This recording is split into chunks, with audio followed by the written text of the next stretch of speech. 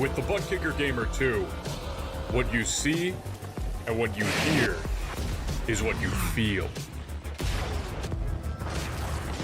Butt Kicker. The future is feeling.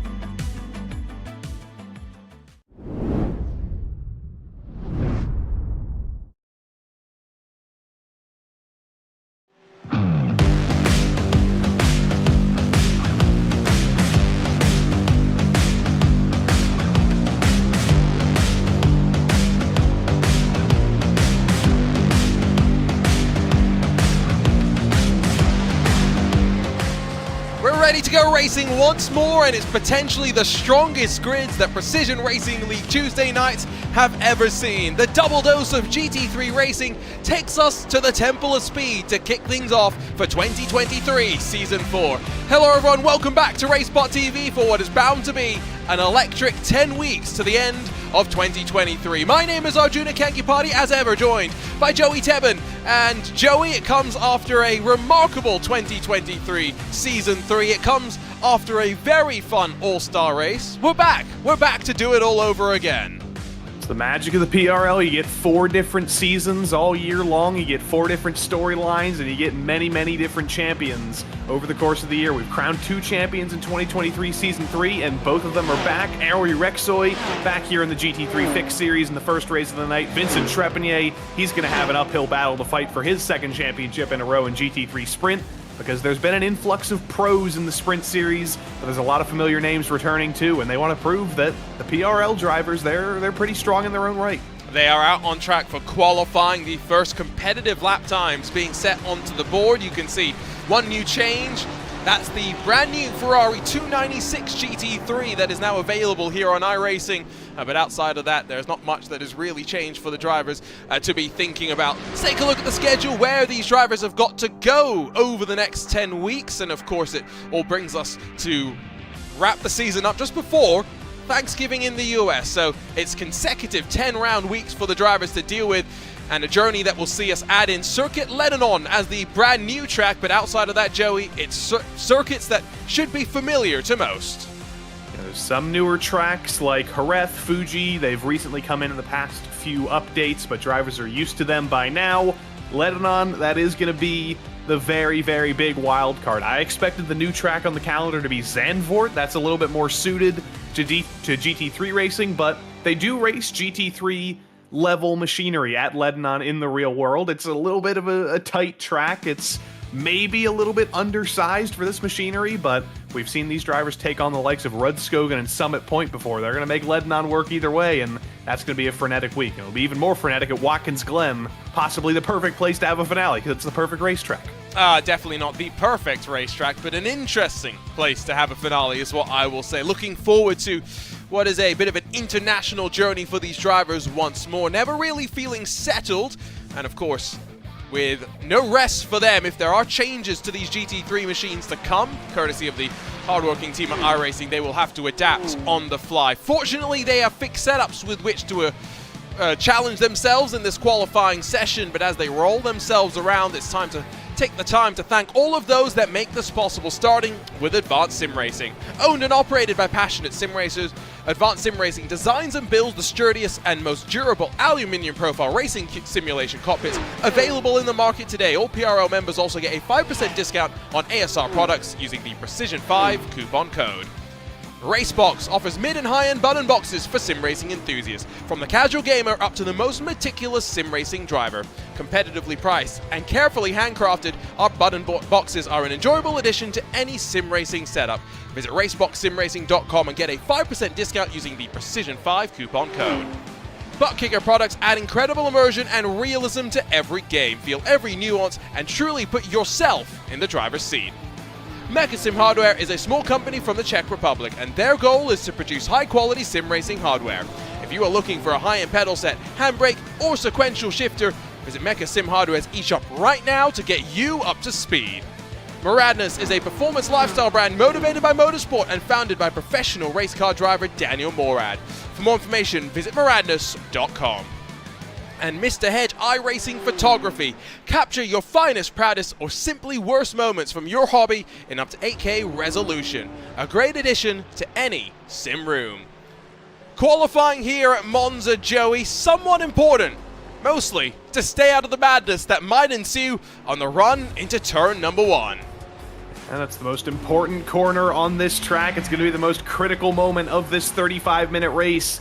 Trying to take advantage of that heavy braking zone into turn 1, making sure you don't get involved in what tends to be a traditional pileup at turn 1 at Monza, and it's especially more difficult because this is round 1 of the season. There's always those first round jitters, there's always the interactions between new drivers and familiar drivers, some differences in braking points between the cars, and turn 1 at Monza is going to be it's going to be the combination point for all of that. It's going to be sketchy. And they're all having to deal with open qualifying. If you're new to motorsports, well, that means that they share the track at the same time. They're all out there fighting with one another, and with 40 plus machines out there, it is a busy old track. You can see the times on the board. Luis Grullon currently on provisional pole in one of those brand new Ferrari 296 GT3s, but track map in the bottom right describes that quite well, Joey. Not an inch really to take a breath.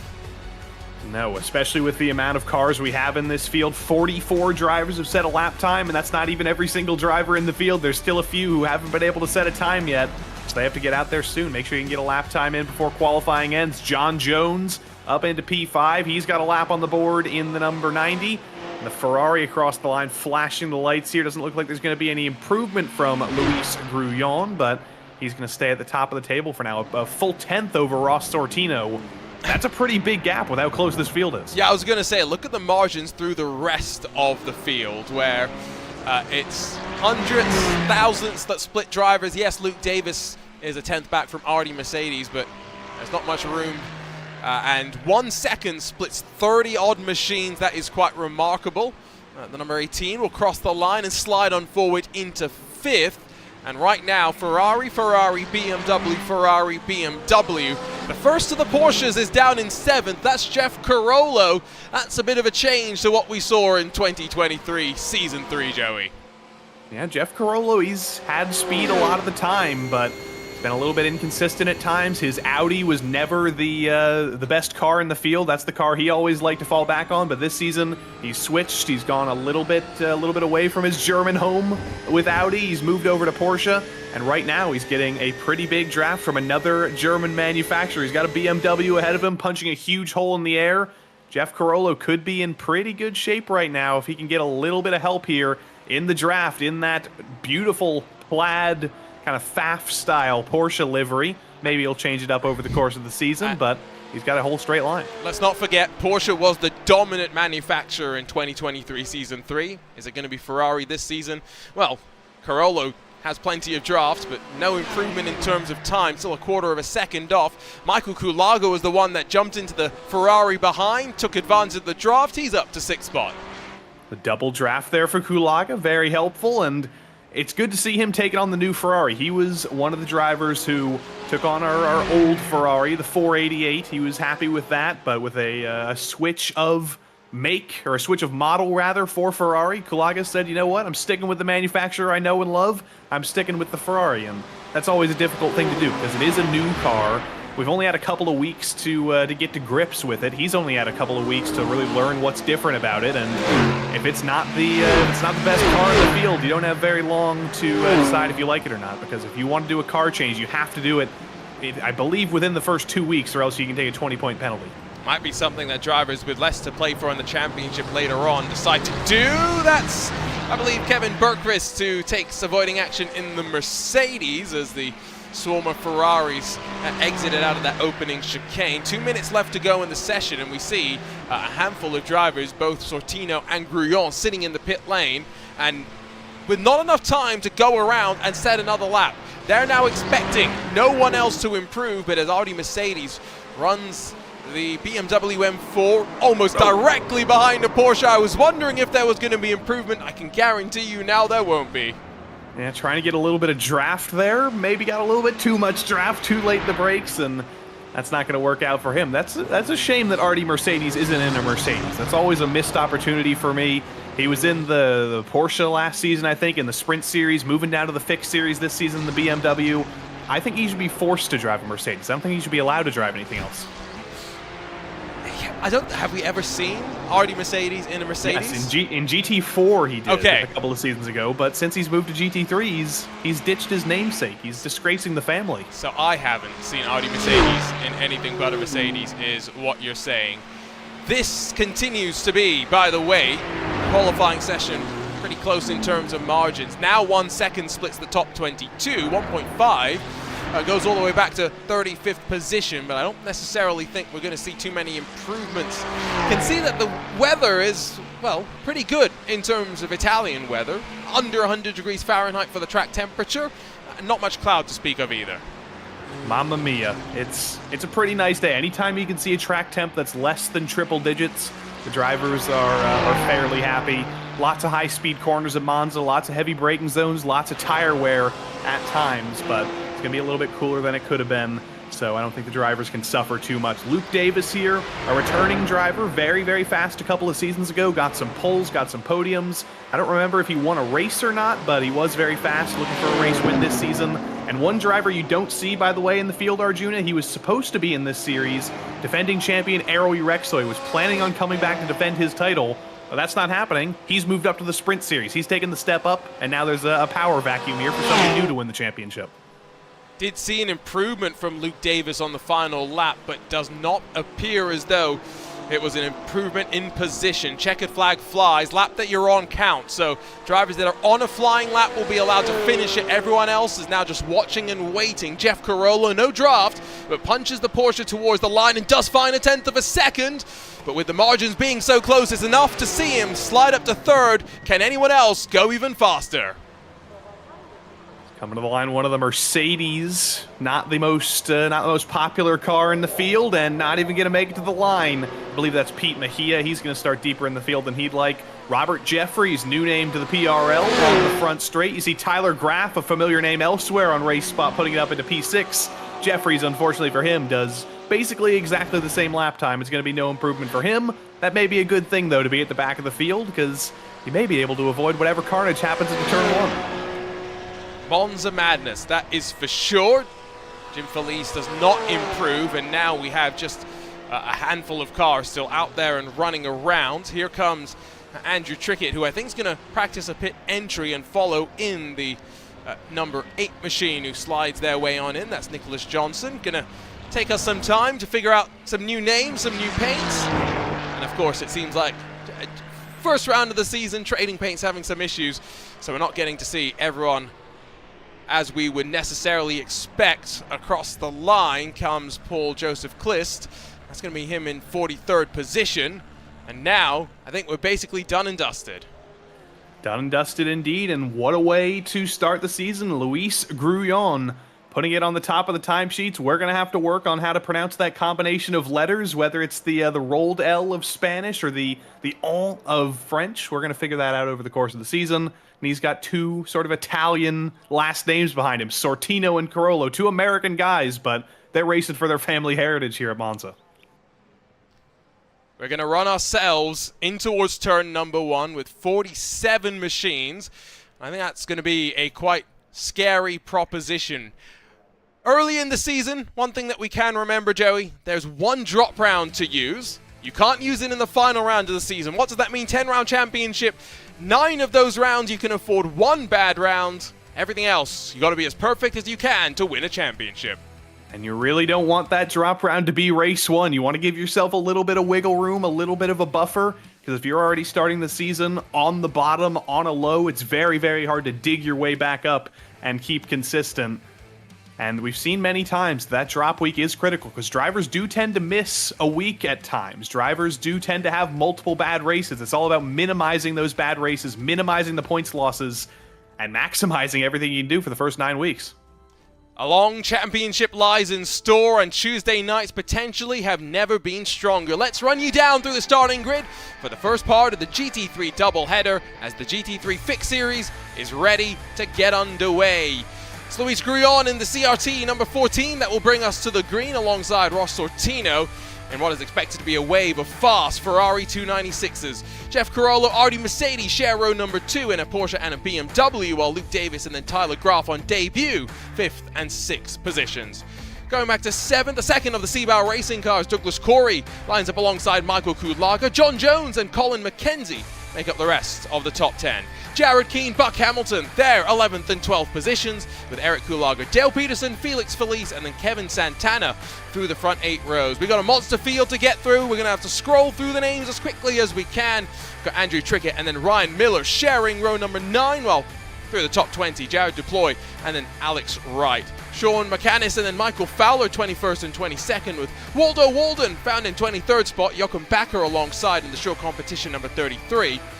25th for Stephen Martinez, 26th for Jason Finch, for Matthew St. Aubin, 27th alongside Peter Moller with Pete Mejia, and then Jim Felice making up the rest of the top 30. Only 1.3 seconds splits the front 15 rows, and then Kenny Rodriguez, Glenn Van Gogh, Kevin Berquist, Nicholas Johnson, Christopher Rhines, and Michael Plord line up through the next 3 rows. Behind them, Matt Schlosser, Chad Nobles, Ian Cabana, Sean Mulholland, Adnol Pena, and then Steve Bammer. 2 seconds between the top 42. And then still 4 more times on the board. Paul Joseph Cliss, Robert Jeffries, Malcolm Foster, Drew Golden, and then Nicholas Herrera. The one driver with no time on the board will line up at the very back of the field.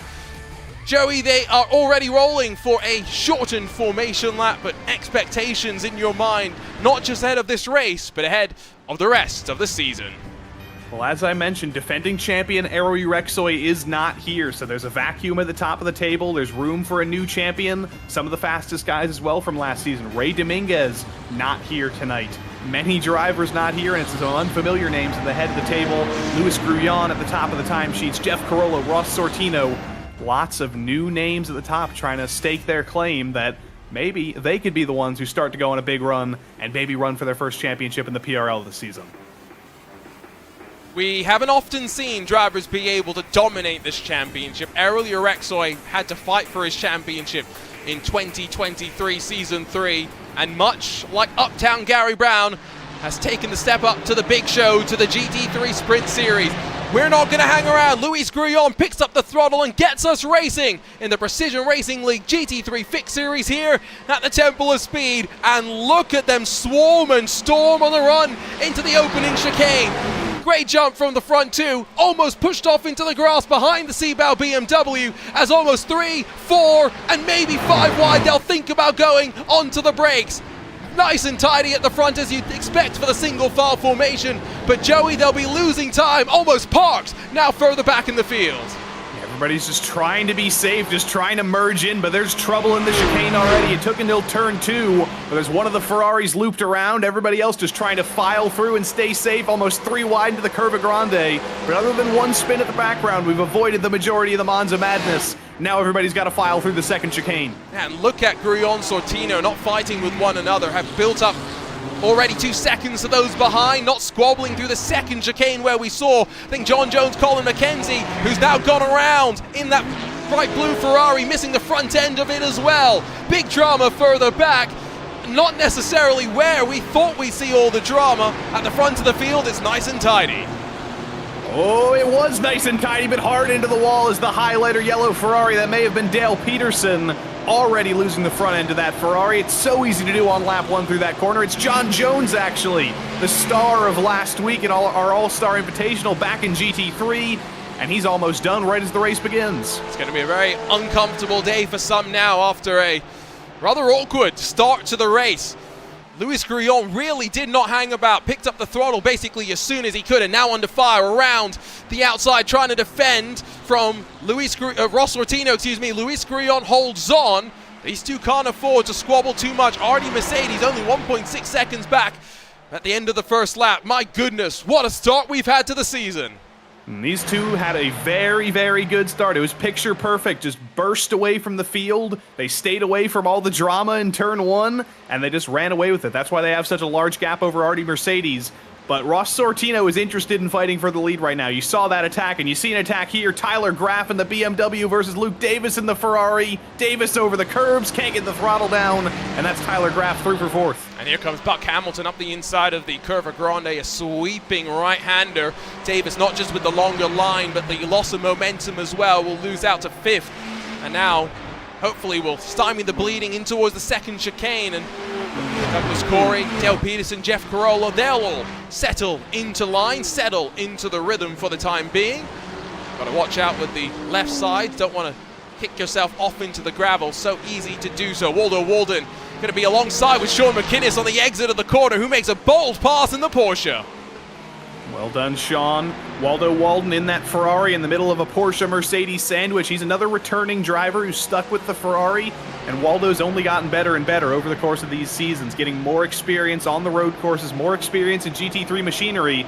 And right now, he's running P17. Doesn't sound like the best position in the world, but remember, there's 44 cars in this field. Waldo Walden's running in the top half of the field, and he's going to be very happy with that. Let's go back to the start of the race very quickly and just check out, well, the concertina initially. They did go 3 wide. You could just see this is the second little incident that happened as well. They've already spun themselves around. This is the danger, Joey, of starting at the back at Monza. And this is why you have to drive turn 1 a little bit like when you're on the highway. You see cars in front of you, you want to leave a little bit of a buffer to make sure that when that checkup happens, you have time to get on the brake, and you won't have to explain anything to your insurance company by getting into the back. Just riding on board through some of the chaos. You see one of the Porsches turned around up ahead. Can't see who that was. And another Porsche, the SRT Sports Porsche, gets turned around right in front of him. That was Christopher Rhines, who got turned by Kevin Berkris, who were riding on board with. Never an easy situation on the opening lap to try and sort things out. Michael Fowler, Waldo Walden, they're side by side into the opening corner. Plenty of fighting here, of course, at Monza, where the draft and the long straights are the defining factors of any sort of a battle. Steven Martinez in that Vulture Motorsports car going to try and get up the inside. Waldo Walden bad off the corner, loses out as a result. Steven Martinez in the white Ferrari was a championship contender last season. Up until the final race, he was very, very consistent. Maybe didn't have the race-winning speed all the time in that Vulture Motorsports Ferrari, but was consistent, and that's what matters a lot of the time. That's what matters through the second chicane here. There's a huge moment for Michael Fowler. Got all sorts of out of shape in that Mercedes. Martinez up ahead, though, thought, it's probably not best to go for that move, not best to do anything with that run. He slots back in line. They stay single file for the moment. Waldo Walden is going to try and hang on to the back of them and definitely not lose the draft. You can save a little bit of fuel third in line there with the double draft. You can see tire marks off the track. Plenty of drivers that have cycled off. You can see those movers and shakers left side of the screen. My word. 7 positions gained from Buck Hamilton inside of the top 10. 8 for Alex Wright, who's down in 12th position. 12 for Matt Schlosser in 25th. There are some big green numbers next to some names, and that always means some big red numbers next to other names. Here's what happened to Colin McKenzie into that second chicane. No. And it's by himself, you can see. We're watching side by side. McKenzie's around all by himself. Yeah, he's back there in the background, and also just as that replay was going on, we've had a change for the race lead. I think there was a bobble from Luis Grullon. Ross Sortino's gone through and pulled away about half a second. I think there was a big mistake out of Luis coming out of Ascari. Still draft playing its part, so still these top 2 breaking away. Let's be honest, probably the preferred situation to be second in line, Joey, because so often in these 35-minute timed affairs, where we expect a mandatory pit stop from these drivers, that saving some fuel, being in the draft behind, sometimes the better thing to do. Yeah, there will be a pit stop. It's not forced by the rules, so you will see sometimes at places like Long Beach, Detroit, tight and twisty street circuits. We might even think about it at Lebanon in a couple weeks. You can go without a pit stop, but basically every other track, you can't do it. You're expending enough fuel that you're not forced by the rules to pit, you're forced by the laws of physics to pit, because your fuel's going to run out. And when you're second in line, when you're in the draft, if you are as fast to maybe lift off a little bit, stay in the draft, but lift off a little bit earlier in the braking zone, save a little bit of fuel. It might be difficult to make the pass on track in these cars. It's much easier to make the pass in the pits if you can save those couple extra tenths of fuel. Also, the lighter the car, traditionally the faster we've seen them be, and that tends to come into play as well. Bright red Ferraris, scarlet Ferraris break away at the front. You can see the BMW of Audi Mercedes behind. Not a Porsche in sight, at least for the time being. First of those 992s, Jeff Carollo, a little bit further down in the field. It's been a wild opening lap, I feel, and then settle down. Having said that, not everyone got the memo. Look at them go 3 wide. You've got Malcolm Foster, Michael Kulaga, Robert Jeffries all involved here. Never always works out the way you'd want. More bumper cars, more Ferrari body parts get lost, and I can tell you that someone might make a killing in selling off that carbon fiber. Was that a request, Arjuna? Please. My way, please. In the basement. It's coming. It's a long way to come from Monza, but I guess at least it's Italian authentic. Luke Davis in front of Buck Hamilton, an important pass as well. Tyler Graf's 2.8 off the back of Audi Mercedes. No draft then from the number 98. This is where drivers want to set themselves up in that train for the draft and the fuel mileage we were talking about. And we know Tyler Graf very well here on RaceSpot. Tons of experience in the Lionheart sports car series in this very BMW, so he's very comfortable in this car. Coming to the PRL for the first season, going to show off some of his famous graphics, like his company, in the next couple of weeks.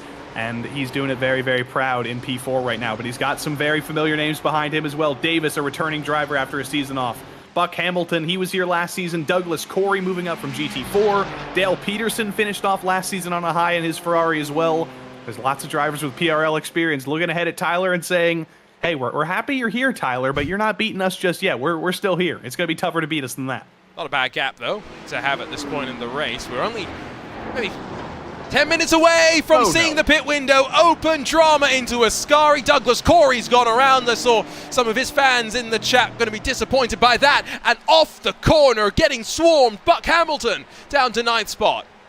There's a little bit of contact coming into Ascari. There was an accordion effect, as there often is, with a lead car braking a little bit earlier than the driver behind expects, and then everybody just piles in.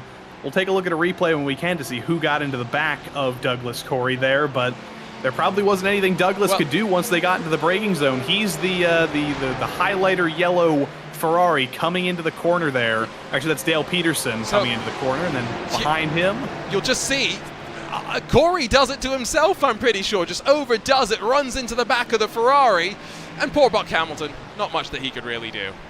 Yeah, poor Buck Hamilton indeed. The colors, difficult to differentiate in the opening weeks, but you can tell that we're riding on board with somebody who wasn't involved, makes it through, but that's a very, very scary moment. Just barely avoiding some cars spinning through Ascari. So, look at the track map and see where the traffic is. Leaders out of that second chicane. 3-second margin back to Audi Mercedes. Stragglers still coming across the start-finish line right now. There's no real big pockets that anyone might expect traffic to be a part Ross Sortino ducks back behind Luis Grullon. This is why I'm not too excited about major changes at the front. There's gamesmanship going on between the two of them right now. It must have been a slowdown. It must have been a slowdown. You saw him pull over after Lesmo won and let Grullon by. I have to imagine he cut the chicane somehow and had to let him by. And that may be what happened to Grullon before when he lost the lead in the first place. Let's see if I can take a look, but necessarily sure. There was something going on even before. So maybe it was turn 1 where that margin had come down. You can see the leaders, though, with the gap, though, to Mercedes visually, just in no man's land at BMW. This is where the best drivers will know how to push and to not let that sight get to them. Here's the onboard in through the opening corner from second place. Now, the only thing I can think of, Sortino may be too aggressive through the cutback for the second part of the chicane. It looked okay through turn 1. Let's take a look at it again. Cutting through turn 1 looks fine. Turn 2, yeah, that's fine. It must have come at the second chicane, so it's very easy to get a slowdown at the second chicane. Those curbs are very, very cuttable. There are some sausages, but it's easy to get a slowdown there. I'm speaking from experience, so we'll look at the head car and the train here. Under braking, everything's going to look fine, I think, through the first half. But if you outbrake yourself a little bit too much, you can end up cutting the second half. But he cuts the first half, turned in too early in the first half of the chicane. That just missing the mark in the wrong way, as well as Jared Deploy is taking Matt Schlosser with him. And now, oh, that's clumsy. That's not great. I think Glenn Vanko, the Porsche that got tangled up there, sees part for a couple of other machines, but clumsy. Not ideal. And Glenn Vanko is going to be fuming right now because he has the entire field coming through here right now. He's being patient. He's doing the right thing, watching his relative. He's finally able to start getting it turned around, and he's going to have even more trouble. He's got to do a J-turn before he can get it out of the gravel. Deploy's not done with the fighting. Mulholland will battle, but the Porsche, the number 52, able to get in front of the 22, still trying to recover. Long way down now from where they were running. Look to the replay. It's as ever, in towards turn number 1. You can see a Seabow Racing car, I think, coming out of pit lane, but I'm not sure that's necessarily related to what we're going to see. Oh, overcommitment on the brakes, and bonk. Big old bonk, looped it around, and parks it behind the curb smartly, you know, watching the relative, physically seeing the cars come through. A little bit of a J-turn, a little bit of a back up, but didn't quite judge it correctly. And poor old Glenn Vanko there, I believe that's who that was coming through. Nowhere to go. That's Glenn Vanko in the Porsche. The Ferrari is Matt Schlosser, and yeah, just nowhere to go for any of them. I've said clumsy twice. I'll say it thrice. Clumsy. What's clumsy in Italian? That's a good question. You're the foreign language expert here. I'm the programming language expert, so you tell me. All right, Google Translate. I've got you up in the second tab. Where's Italian? L-M-N-O-H-I-J-K. While Joey goes and figures that out, Paul Joseph Kliss is ducked down to the pit lane. And one of the great things about the Precision Racing League is the fact that often we get to take a look behind the helmet, if you were. Take a look on board with one of the newcomers, at least as far as I'm aware, Joey, Matthew Saint-Aubin. Matthew Saint-Aubin, not a newcomer to the PRL necessarily, but I believe it's his first time in this series, at least for a while. I feel like we've seen him in GT4 for a while. He's racing in the NASCAR Xfinity Series with me tomorrow night as well, so that's going to be fun to see what Matthew's all about. Good to see more French-Canadian representation as well. The Precision Racing League, a French-Canadian league, so understandably they've got all their neighbors showing up for fun as well. Yep. We, of course, like Joey mentioned earlier, had the very fun Precision Racing League All-Star Invitational earlier this month. My goodness, what a day it's been for me. Mixing my words. It feels like it's been a year. It's been so long. Oh, today felt like it lasted for a year, I'm not going to lie. That's what happens when you break something at work and you've got to suddenly scramble to fix it before anyone notices. But, besides the bye, I've forgotten what I was talking about, so clearly not very important. You know what Matthew Saint-Aubin, clumsy in Italian. Oh, what was that? Let's get back to that one. Goffa. Oh, that's less impressive. That sounds like Cockney slang. I don't like saying that. Yeah, no, I was gonna say that's not as impressive as I was necessarily hoping it might be. Anyway, 47 starters, still boggles my mind that many GT3 cars can try and attempt turn number 1 at Monza. We are unfortunately down to 39 runners, 38 on the lead lap. Retirees include Matt Schlosser, Michael Kulaga, Robert Jeffries, Malcolm Foster, Steve Bammer, John Jones, and Adnil Pena. So if you're in those fan clubs, we apologize, but Douglas Corey is back out there, albeit 1 lap down. After this, I mean, Sebring's not necessarily a much easier race in my opinion, Joey. It's a quite difficult start to the season, and Luis Grillon and Ross Sortino show that track limits are difficult here too, by the way. Yeah, you do have to think about that. 13 incident points gets you a drive-through in the PRL, in the Road Series, and 17 incident points gets you completely disqualified. At Grade 1 tracks like this, and a few others that are coming up later on in the season, those incident points are very, very easy to stack up. I know from experience they're easy to stack up. I've been disqualified multiple times in my own right at places like Spa and Formula 3. And you have to be careful of that because pit lane at Monza is very, very long. You can't afford to just take a drive-through. It's basically a free ticket to the back of the field. Especially with how fast you blast past the pit lane as well. It's definitely a consideration. Pete Mejia slid in front of Matthew Saint-Laurent. Now Jochen Backer, Jason Finch, who we ride on board with, and Kenny Rodriguez. All in Porsche is going to be next up in the queue. It's in the name, GT3 Fixed Series, but all these drivers have a fixed setup. They aren't going to be dialing in the balance of the car to suit them. They're having to work around that and the challenges that maybe that car presents. Dale Peterson, someone that we've seen in various different marks over the years in the Ferrari now, off to pit lane. We usually see him in his highlighter yellow Ferrari. I imagine we're going to see that over the next 9 weeks. It'll be very easy to pick out of the line. Very strong performance at Le Mans to end the season in round 9 last season, so he's looking to more of these high-speed tracks to get more of that going. Tyler Graff, he's not giving up. He's lost P4 to Luke Davis, but still strong in the top 5, still fighting, still hoping that BMW can stick with the Ferraris. But he's having a little bit of trouble sticking with him now, falling back to P5. BMW maybe a little bit worse on the tires on the long run. That might be something to consider as Ross Sortino almost loses the draft to Luis Grillon, who's scampering away in that prancing horse. We'll keep an eye on this and see if they're going to be able to extend from one another. Side by side between Andrew Trickett and Eric Kulaga. Kulaga switched over from the Ford and now going to get squeezed potentially, but holds on to the position. Yeah, not boo to the move there. That was a great move by Kulaga around the outside, and Andrew Trickett in the Ferrari either serving a slowdown or just couldn't get the throttle on after Kulaga got him around the outside. Just kept falling and falling as a couple other cars got by him. But that's a shame for Kulaga. He was a holdout in the Ford. He won a race in that Ford in this series, but eventually at the end of last season he realized, you know what, it's been long enough. I've got to switch to a car that can really compete more. And now we see Eric Kulaga in the BMW, unfortunately. Unfortunately indeed. Ross Sortino from second to the pit lane. 17 minutes to run. Well, into the window it would seem. Alex Wright on the offense, tucked up behind Felix Felices. It's a 1.5 odd kilometer run out of the final corner and into the opening corner. More cars ducking off to the lane. I saw Tyler Graff, Andrew Trickett, Eric Kulaga, more and more cars thinking about the choice, and now on pit exit, drama for some to think about. Right up the inside, but holds on to the anchors just in the nick of time. Felix Felice grabs 5th for the time being. But Felice on the throttle off of turn 2, very, very wiggly. That's going to allow Alex Wright to get to his outside into the Curva Grande. It's technically a corner, but it's not a corner in most machinery. You're flat out through here. It's basically a straight, and Wright is still there on the outside. Comes the inside into the second chicane. Can he be later on the brakes? He makes a little bit of contact. Not late enough on the brakes enough. Felix Felice hangs on, but Wright's going for the switchback again. Switchbacks on switchbacks, and now 3 abreast into Lesmo 1. Felix Felice holds on. Buck Hamilton wants in on the fun and barges past Alex Wright. It's beautiful stuff to watch, but costing them crucial ground now. 3 seconds off the back of Jeff Carollo.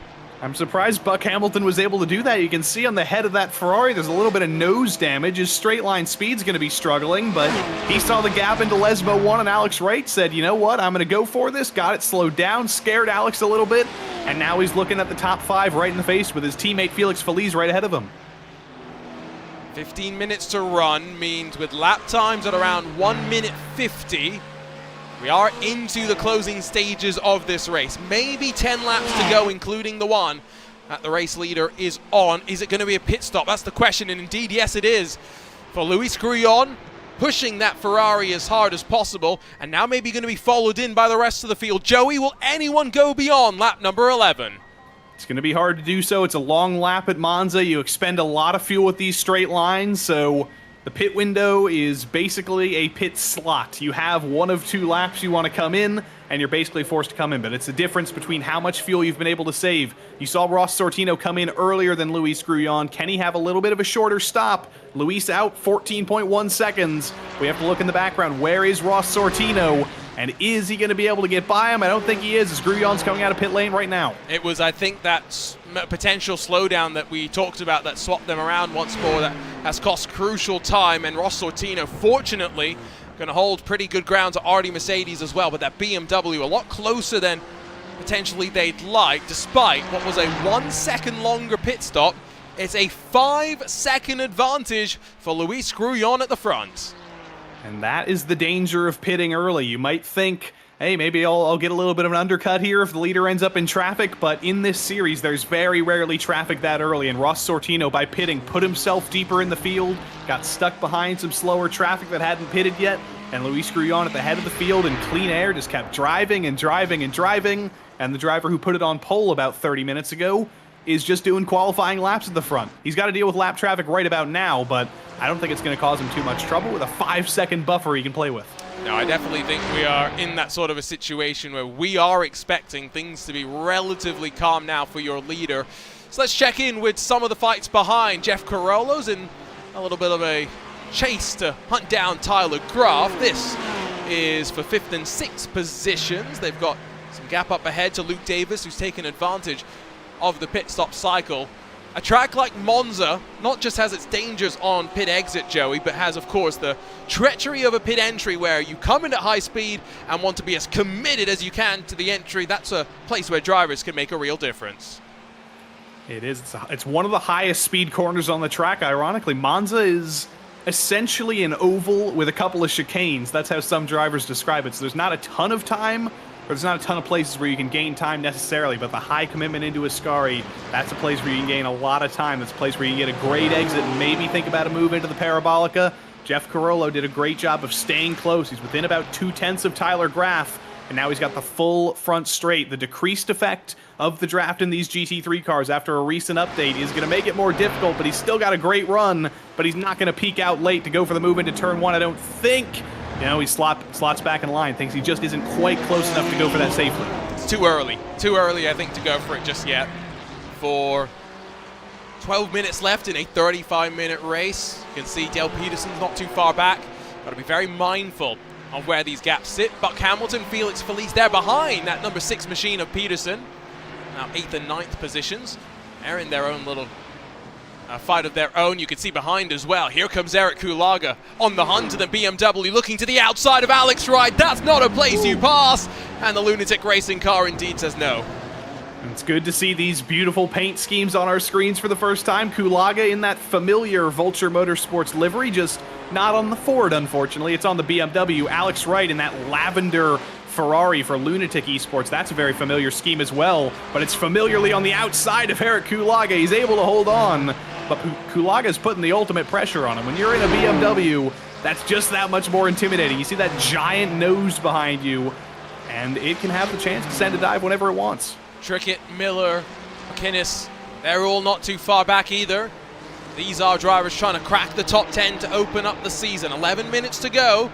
Time running out, and Alex Wright running very wide out of Ascari, sliding through goes Kulaga. And yes, it was Alex wrong. I had a pun earlier today, Joey, where I looked across at my co-worker and I knew that I was about to do a Joey pun. And I thought of you, and I knew you'd be very happy with me. Maybe. It's a computer science, it's a coding pun, though, True. I guess, so it would be disappointing. No, that's why it was so brilliant, because it was a computer science pun, you see? I want you to tell me it and not tell me any of the context. Not sure I can do that without getting in trouble is the problem. No. So, we'll go back up to Luke Davis, who is... Oh, Carollo spun in turn 2 in the background. He was having a great run, and he's looped it around. I think he clipped the curb. Frustration surely for the Vulture Motorsport number 97, and watch the rejoin. There's Alex Wright, jinks to the left and slides on through. And Wright, this time was Alex Wright pulling over to the left, just kind of staying on the throttle. He knew he could find a gap there and he makes it through. Carollo's still trying to recover, but he's not able to recover fast enough. He's not able to get in the throttle enough. Trickett's going to be by him. He's going to be clear into the braking zone. Carollo gets into the back bumper of Trickett a little bit, gives him a little bit of a shove, and he's still rubbing bumpers with him into the first Lesmo. The Ferrari does seem a little bit susceptible to losing the bodywork, I will just point out. Not sure how much of a speed impact that will have. It's going to be a thing to track over the course of the campaign, knowing just how physical this series can be. Remember, this is not even up towards the front. These are drivers just trying to fight for top 10s. And Joey, it's a point system that rewards winning, even though it can be very difficult to be a repeat winner in a championship like this. Sean McInnes up the inside of Ryan Miller. It also rewards every single position, though. Points go all the way to the back, all the way to 50th place, so every position matters, and that's why these guys are getting so aggressive, even though they are outside of the top 10. 13th place does pay one more point than 14th place, and over the course of the full season, and once you get into that final round where there's no drop points, every single point is going to matter in the championship. Whether you're fighting for the win in the championship, whether you're fighting to stay in the top 10, all these positions in round one are going to matter. What a series schedule we've got as well. I think that's the thing that I'm most looking forward to. We got Monza, Sebring. These are wide open, modern. I say modern to both of these tracks, despite the fact that they are rather old school in nature. But compare that to the Hungaroring. That's going to be tight and twisty. Much the same with our trip over to the WeatherTech Raceway, Laguna Seca. We close things off with Circuit Lebanon, Fuji, and Watkins Glen. Oh boy, what a way to crown a champion and put what will be a third champion in as many seasons, a champion that, Joey, we'll expect to follow Errol Urexo's footsteps and make their way potentially to the GT3 Sprint Series, something that maybe a few weeks ago we weren't expecting. Yeah, there is a pipeline of sorts. Michael Terrafino was one of the first drivers who felt it a couple seasons ago. He won 2 championships in a row in this series, and they said, you know what, Michael, you've won enough championships, it's time for you to move up to a higher level. And he did exactly that. Gary Brown did that after him, and now Errol Urexo was going to come back to this series, but I think in the last couple of weeks he said, you know what, there's spots in the Sprint Series, I might as well give myself a challenge, and I might as well move up. But speaking of challenges, this is the ultimate challenge for Marty Mercedes. He was on the podium for the longest time, had a little bit of a bobble, and let Luke Davis through. And now he's trying to fight for what I believe would be his first PRL podium against a guy like Luke Davis who has plenty of podiums. Already saying, you know what, don't be greedy, let me take that podium back. I don't think we've seen Artie Mercedes be up towards the front like this. We've seen the Seabao Racing team be up towards the front, but there is, much like Juan Malagon and a couple of the other Seabao Racing team machines, there's maybe that flick of the switch that has come. It'll be interesting to see over the course of the season how it plays out. And of course, tires maybe playing their part as well. The BMW not necessarily as good on them compared to what is a much lighter Ferrari, which I will say now runs 1, 2, and 3, Joey. And I do also have to say, I'm very, very happy to see those Lunatic Racing liveries back in this series. Basically all of their drivers, Luke Davis, Colin McKenzie, Alex Wright, they spent last season off, but they're back in those very, very familiar Dazzle camo style colors, kind of throwing the rest of the field into confusion, trying to chase them down. And Luke Davis just parks it right in the middle of the corner there, holds Mercedes back, so he gives us a couple more moments to just observe the beauty of that livery. It looks like when you mix ketchup and mayo in the little cup before it's stirred together, it's stratified. Of course, the most recent season comes towards the end of the summer, so drivers taking their final opportunities potentially to go out and touch some grass, and now they're back inside and in their sim rigs for the next 8 months before they're allowed to venture out once again. Up in towards Ascari. Do love that paint. It is good to see it back. The question is, we got 2 different colors. Who's the third Lunatic driver? Just remind me, Joey. Colin McKenzie, the guy who painted these cars. So that blue. So yes, 3 different colors. They're living up to expectations. They're living up to what we ask of them. Although there's been a lot of teams who have done that for us. I believe we'll see another team in the Sprint Series who told me, you know what, we heard your complaints. We're changing up our colors. So I'm looking forward to that. Ah, okay. You'll leave me in suspense about which team it was, because I make that complaint about quite a lot of teams, unfortunately. Yeah. I'll pretend it's suspense and not just me not remembering. There you go. Jeff Carollo in front of Trickett, by the way. One thing I'll note with Colin McKenzie after being involved with the opening lap dramas is being able to rebound to 23rd. Pretty decent recovery drive, all things considered. Sean McInnes has had things come unstuck. Tires now trying to get back underneath him as he powers towards the line. Here's Jeff Carollo, who's alongside with Andrew Trickett. It's on a recovery drive is Jeff Carollo. Remember, he was deep into the top 10, spun it around at turn 2, though, and now he's just trying to move his way forward again around the outside of Andrew Trickett. He comes to his nemesis corner of turn 2 again, and he's made it through. Great move from Jeff Carollo there. Very respectful driving from Trickett as well. And now does Carollo have the time to make the move up to Alex Wright? He's got 4 seconds to make up in 4 minutes. He's going to be hoping for a mistake if he wants this top 10 back. It's definitely short time right now, without a shadow of a doubt. Here's a look at what happened in towards the curve at Alboreto, formerly known as the Parabolic. Mercedes comes across, I would say. We'll need to take a look from up above, but I don't necessarily think the Porsche did much wrong. Break out the Monza helicopter here. Let's see. Underbraking, the Porsche of Sean McInnes behind. Yeah, misses the apex. Yep. Just hits the side of the Mercedes, loops himself around. It's going to be frustrating, but he's got nobody to blame but himself, unfortunately. Just trying to commit a little bit too much. Optimistic. Overly optimistic, some might argue. Potentially. It could have worked out, but unfortunately with the contact model here, with these cars, with the physics, he hit the door just at the wrong place that it kind of pendulumed around. So if he hit him, wheel to wheel a little bit further ahead, he would have been fine, but that's the risk you take. What you're saying is he would have been fine, except he wasn't. Exactly. Full throttle, use the car in front of you as a brake, that's the answer. Just making sure we are on the same page there. 3 minutes to go means that definitely into those final couple of laps. There's Ross Sortino sitting in second, passing some lap traffic, as the race leader in that Seabao Racing number 14 runs himself out of Curva Grande for what will be the third to final time, penultimate time. 2 laps to go. Something like that. Possibly. Something like that. There's math involved that I'm not allowed to do.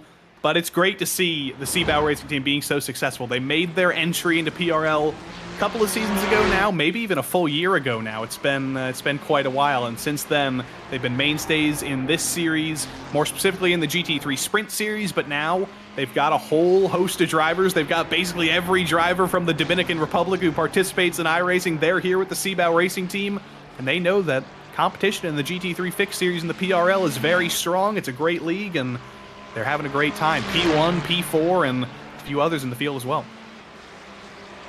Always love their paints as well. Although, speaking of making things easy for commentators, they could make things a bit easier. Michael Fowler and Ryan Miller are going very, very slowly, which does not seem good. Sean Mulholland, Christopher Rhines, they're also going very, very slowly. Also doesn't seem good. Yeah, it's not been a good sequence of corners there for SRT, and there's Christopher Rhines, I think, serving the slowdown there. Let's see what happened. Underbraking into turn 1. Rhines, no, just too late in the brakes, and gives a little bit of a bonk to the 52 right ahead.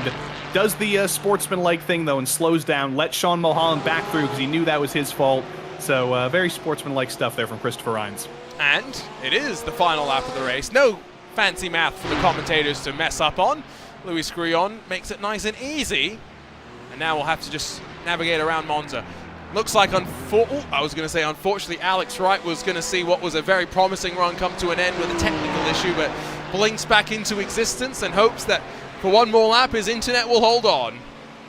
Can be hoping it's all right. Tyler Graff may have gotten into some trouble as well, but that may just be the same thing that happened to Alex Wright. It doesn't look like it's the same thing, though. Graff is falling and falling and falling. A debut performance, a fantastic debut performance for Tyler Graff. It's over. He's out of the top 10. Oh, it's an internet issue, it would seem, for him. See if it can come back on this final lap. Alex Wright's going to maybe be victim to the very same thing. No. Unfortunate stuff. Final lap, 35 minutes of racing. Done enough to get top 10s for both of them. Not the start to the season they would have wanted, Joey. I hope Alex Wright and Tyler Graff don't live in the same neighborhood or something and they just got hit by a lightning strike simultaneously. That would be terrible luck. It's terrible luck for them. It's good luck for Carollo. He ends up back in the top 10. Andrew Trickett as well ends up back in the top 10 on debut. But nobody's been able to touch Luis Grullon up front from pole. looked like it would be competition with Ross Sortino for the first couple of minutes of the race, but the second he got that lead back, he's just run away. He's been untouchable in the second half of this race. We are expecting plenty of wild things on Tuesday nights.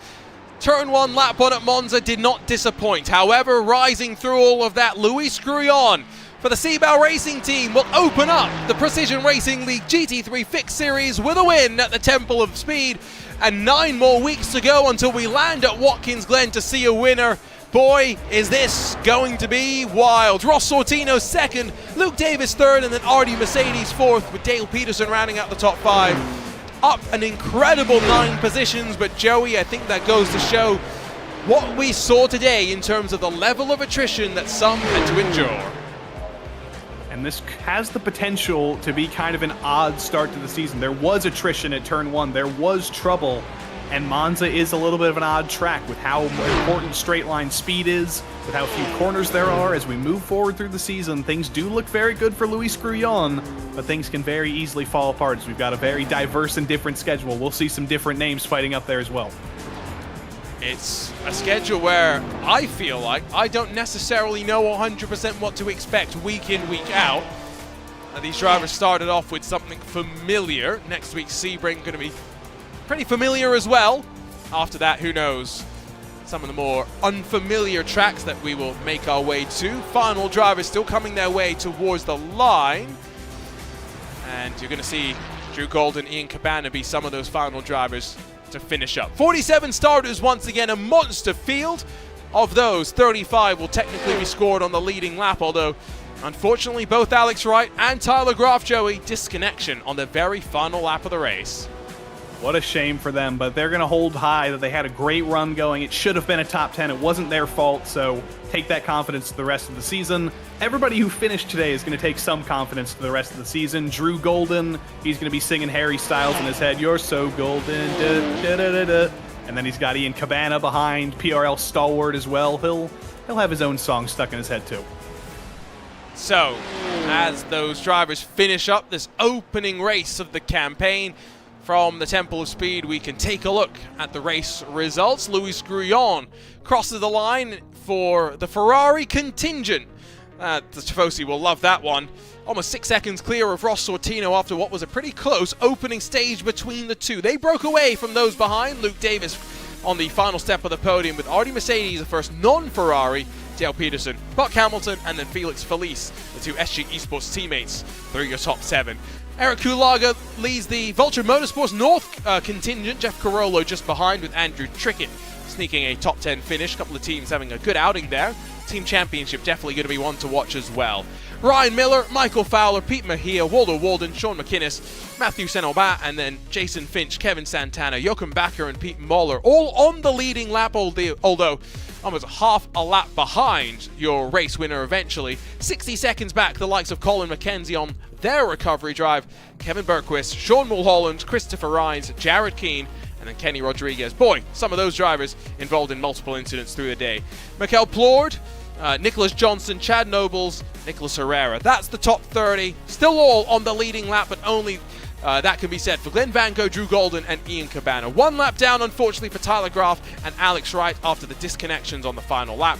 Jared Deploy, Douglas Corey, Jim Feliz, and then Steven Martinez all finish this race, while retirees, the likes of Paul Joseph Kliss, Michael Kulaga, Robert Jeffries, Matt Schlosser, Malcolm Foster, Steve Bammer, John Jones, and Adnal Pena. I look top to bottom at the race results. Hopefully we'll get a chance to chat with our race winner in just a few moments' time, but in the interim, Joey Tebbing will get a chance to go from back to front, standing by first with Luke Davis in that number 72 Ferrari. Indeed, I am. Third place, Luke Davis here. First and foremost, Luke, welcome back after a season off. How was your return to the PRL here at Monza? Yeah, thank you. So this is the first time I'm back in the Ferrari, and let me say, nothing against the BMW or any or the Lambo, but the Ferrari's my baby, and I absolutely love being back in it.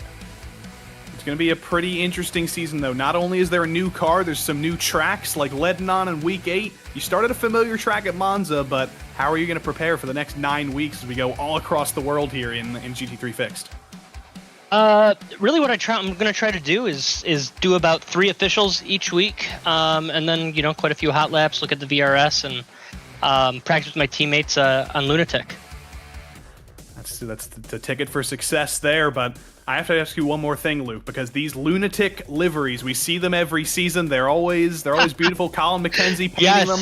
How do you guys decide who gets the colors? That kind of came out the first time that Alex and I joined Lunatic. Colin was like, "Hey, I create liveries. What colors you guys want?" I chose red, and Alex chose royal purple. And Colin's always been a blue man, so. Yeah, it's hard to pick which one's the best. I do like Alex's lavender, but I also like the ketchup and mayo kind of thing you have going on there. But either way, a podium all the same in a Ferrari at Monza. Congrats, Luke, on your return, and we'll see you next week. Thanks, guys, and you make it all worth it. Love watching the race and hearing you guys broadcast, so thanks. Luke Davis throwing in a couple extra compliments there at the end, Arjuna. That's the way to get into our hearts, but he already did the thing that's important to get into our hearts. He picked a different color than his teammates. That's the most important thing. Yes, and he brought back the very distinguishable Lunatic Racing paint, which is also what we like to see. One race down, still one to go, and boy, if that was anything to go off when we have another 45-plus cars rolling around Monza for the Sprint Series, we can expect plenty of drama. But Joey, let's keep the attention on the Fix Series for just a few more moments' time. Let's take a look at the schedule and look on forward, because I love myself a bit of GT3 racing, and the one thing that always intrigues me on iRacing is the places where people take what is a very popular class of car. This is mirroring the iRacing official schedule, like we just heard from Luke Davis. Part of the preparation for him is going to include doing some of those official races. It's an interesting calendar for anyone who wants to jump onto iRacing and have some fun. As we are in kind of the off-season for basically every series in the world, there is still Road Atlanta coming up for IMSA. There's still a couple more races coming up in the World Endurance Championship, but other than that, it's basically whatever the schedule builders, whatever the voters on the forums decide to throw up wherever they want to go, and that's what we end up with. We end up with a couple tracks where it's going to be difficult to pass: the Hungara Ring, Laguna Seca, Lebanon, and many other tracks where there's long straights, there's lots of opportunities for passing. It's a great combination of tracks, and I can't say there's a single one where we're not going to see a fantastic GT3 fixed race at. And even at a place like Jerez, where we know it is difficult to pass, we have seen in this Fix Series just how good the racing can be. So yeah, like Joey mentions, we are definitely not too concerned about what to expect there. Next up, a trip to the bumpy Sebring International Raceway. They say respect the bumps. You're not going to be able to do much in terms of setup with this fixed setup competition, Joey, to dial in that suspension, that mechanical grip. However, the one thing that you can do, stay out of trouble. That's very difficult to do. It's a high-speed turn one, especially with this rolling start with everybody packed together. You got to avoid trouble on lap one. You have to respect the bumps for 35 minutes. There's not a lot of margin for error at Sebring, and you better hope that you've got your practice in. Luckily, most of these drivers are going to have a ton of experience at Sebring, whether it's in endurance events, whether it's in other GT3 series. It's a track people are very familiar with. They know the bumps. It's just a question of whether they respect them. Yes. Exactly. Whether you respect the bumps or not, I love that. Ready to go, though, with one race in the books for the second part of the GT3 doubleheader. And with the Fix Series as the stepping stone into the Sprint Series, champions have made their way forward, and now we are potentially going to see the strongest ever field, not just in the Precision Racing League GT3 Sprint Series, but potentially in the entirety of the Precision Racing League. That might not be hyperbole, and it all starts here once again at the Temple of Speed. If you're just joining us, our Juna Kanki Party on hand, alongside with the voice of the PRL, Joey Tebben. And Joey, we've been waiting for this for a couple of weeks. You weren't sure if Tuesday nights would still hold your name when it came to the commentary schedule, but you had to make an exception. You had to make sure you were here to see what we were going to encounter over the next 10 weeks. Yeah, I spent too much time not respecting the bumps at Sebring, so they had a little bit of blackmail on me, so it was like, I guess I'll show up on Tuesday night. I guess you'll force me to, because we've got an identical calendar to the Fix Series, the same tracks. It is very much not the same drivers, though. The Fix Series, it's where drivers tend to go to hone their craft. It's where drivers who don't necessarily have a ton of time to practice go in the PRL, and then some of the best do tend to cycle up to the top, and maybe they move up, but the Sprint Series is well and truly a pro series in the PRL. There's no Pro-Am split. It is all the best GT3 drivers the PRL has to offer, And this season, it's got some guys who are even better than we're used to in the PRL. It's some drivers who are making their returns after spending time at the top level of sim racing, at the pro level, and they're all going to do battle for a championship this season. And so same schedule, not much really to talk about there, and so the drivers are out there on track for this. Once again, open qualifying session, 20 minutes. We'll get some pictures on the track in just a few moments' time, but let's talk about the championship that we saw last year, Joey, because 2023 Season 2, we had Abner Acosta besting the Seabao Racing team. It was a championship in which you needed to be consistently at the front, but not always winning races. Abner Acosta didn't win until the very end of the season. Last season, a totally different picture. Vincent Trepinier and Karl Modhoff dominated proceedings, and then we saw potentially one of the most sporting things at the end of the season, with Vincent Trepinier getting caught up with lap traffic. Karl Modhoff gave the championship back to Trepinier. And it was only the right thing. Vincent Trepinier had the championship won for the entirety of that race, lost it on the final lap, or the penultimate lap, as a lapped car, who we may know as Nick McLaughlin got into him on the final lap, but didn't affect the championship because, as Arjuna said, Karl Modhoff pulled over to the side of the track, knew that wasn't the way he wanted to win the race, let alone the championship, and Vincent Trepinier comes in as the champion. That's not going to be the best thing in the world for him, though, because as he comes back as a champion, first of all, he comes back to face the guy who is essentially his mentor, Guillaume Levesque, a pro-level iRacing driver, one of the most successful drivers in PRL GT3 in the past. He's back, in addition to many others who don't really think that much about Vincent Trepinier's championship. He's just another competitor. We've got plenty of strong drivers, and yeah.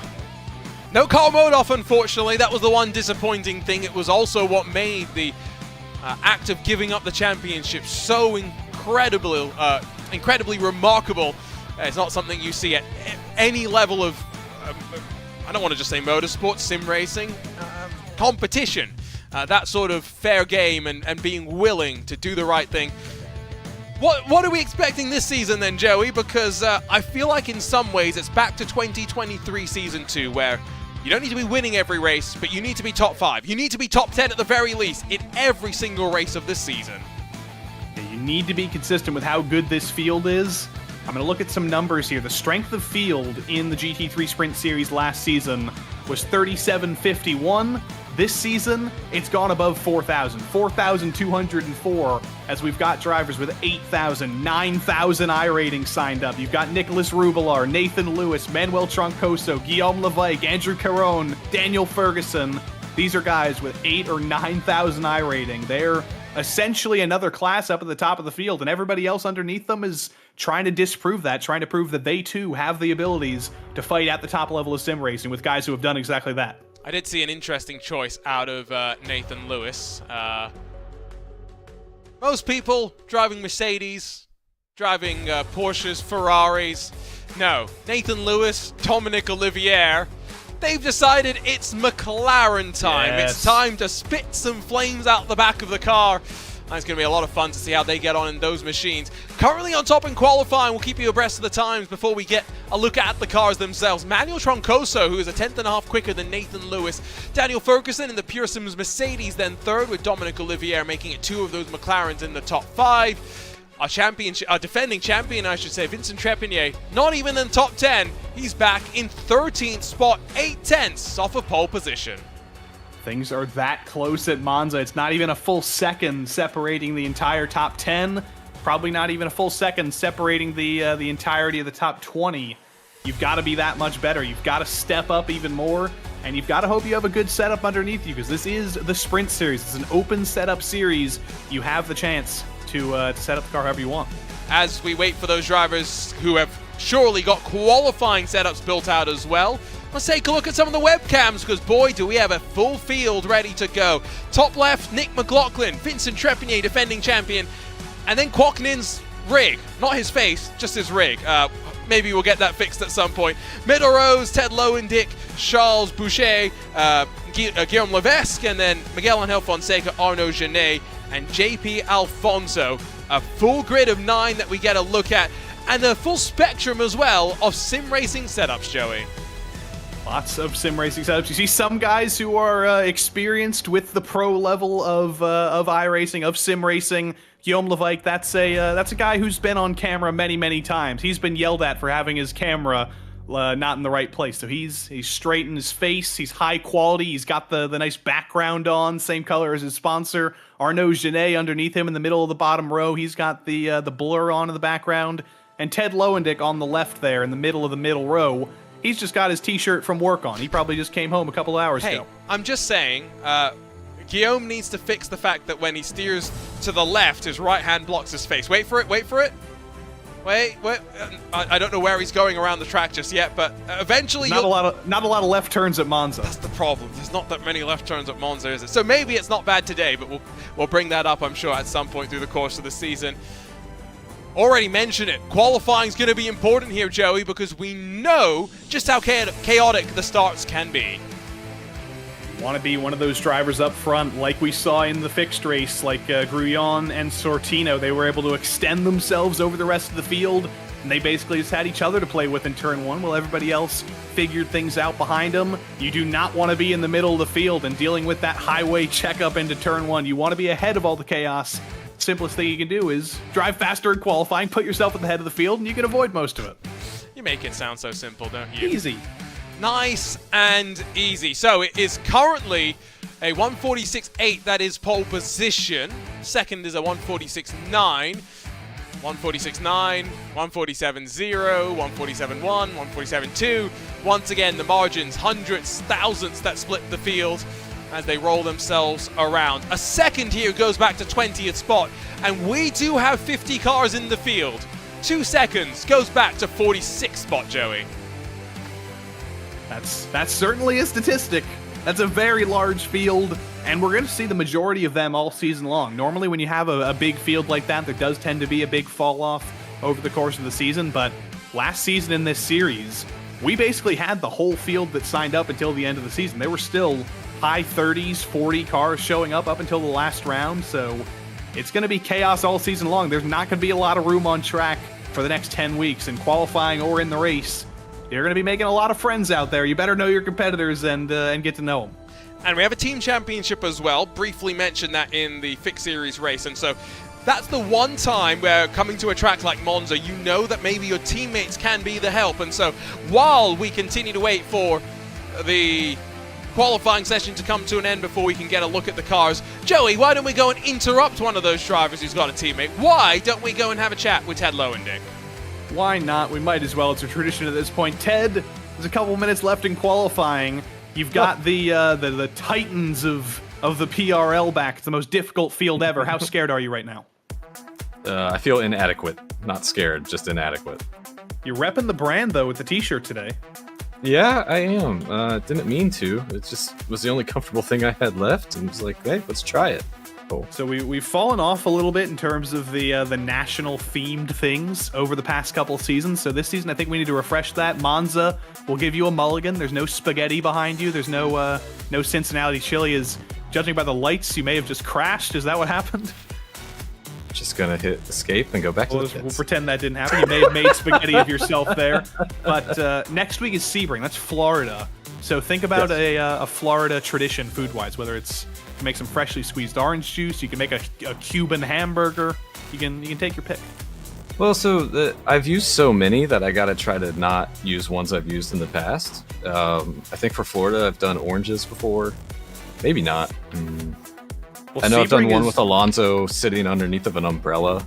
Well, we know Sebring for the bumps. We want to respect the bumps. So maybe what you need to do is either you could force an earthquake in your local community. You could cause that somehow, or you get like a shaker table. I bet you have one of them at the lab. Put it under your seat and just. I live in Ohio, Joey. We don't have earthquakes here.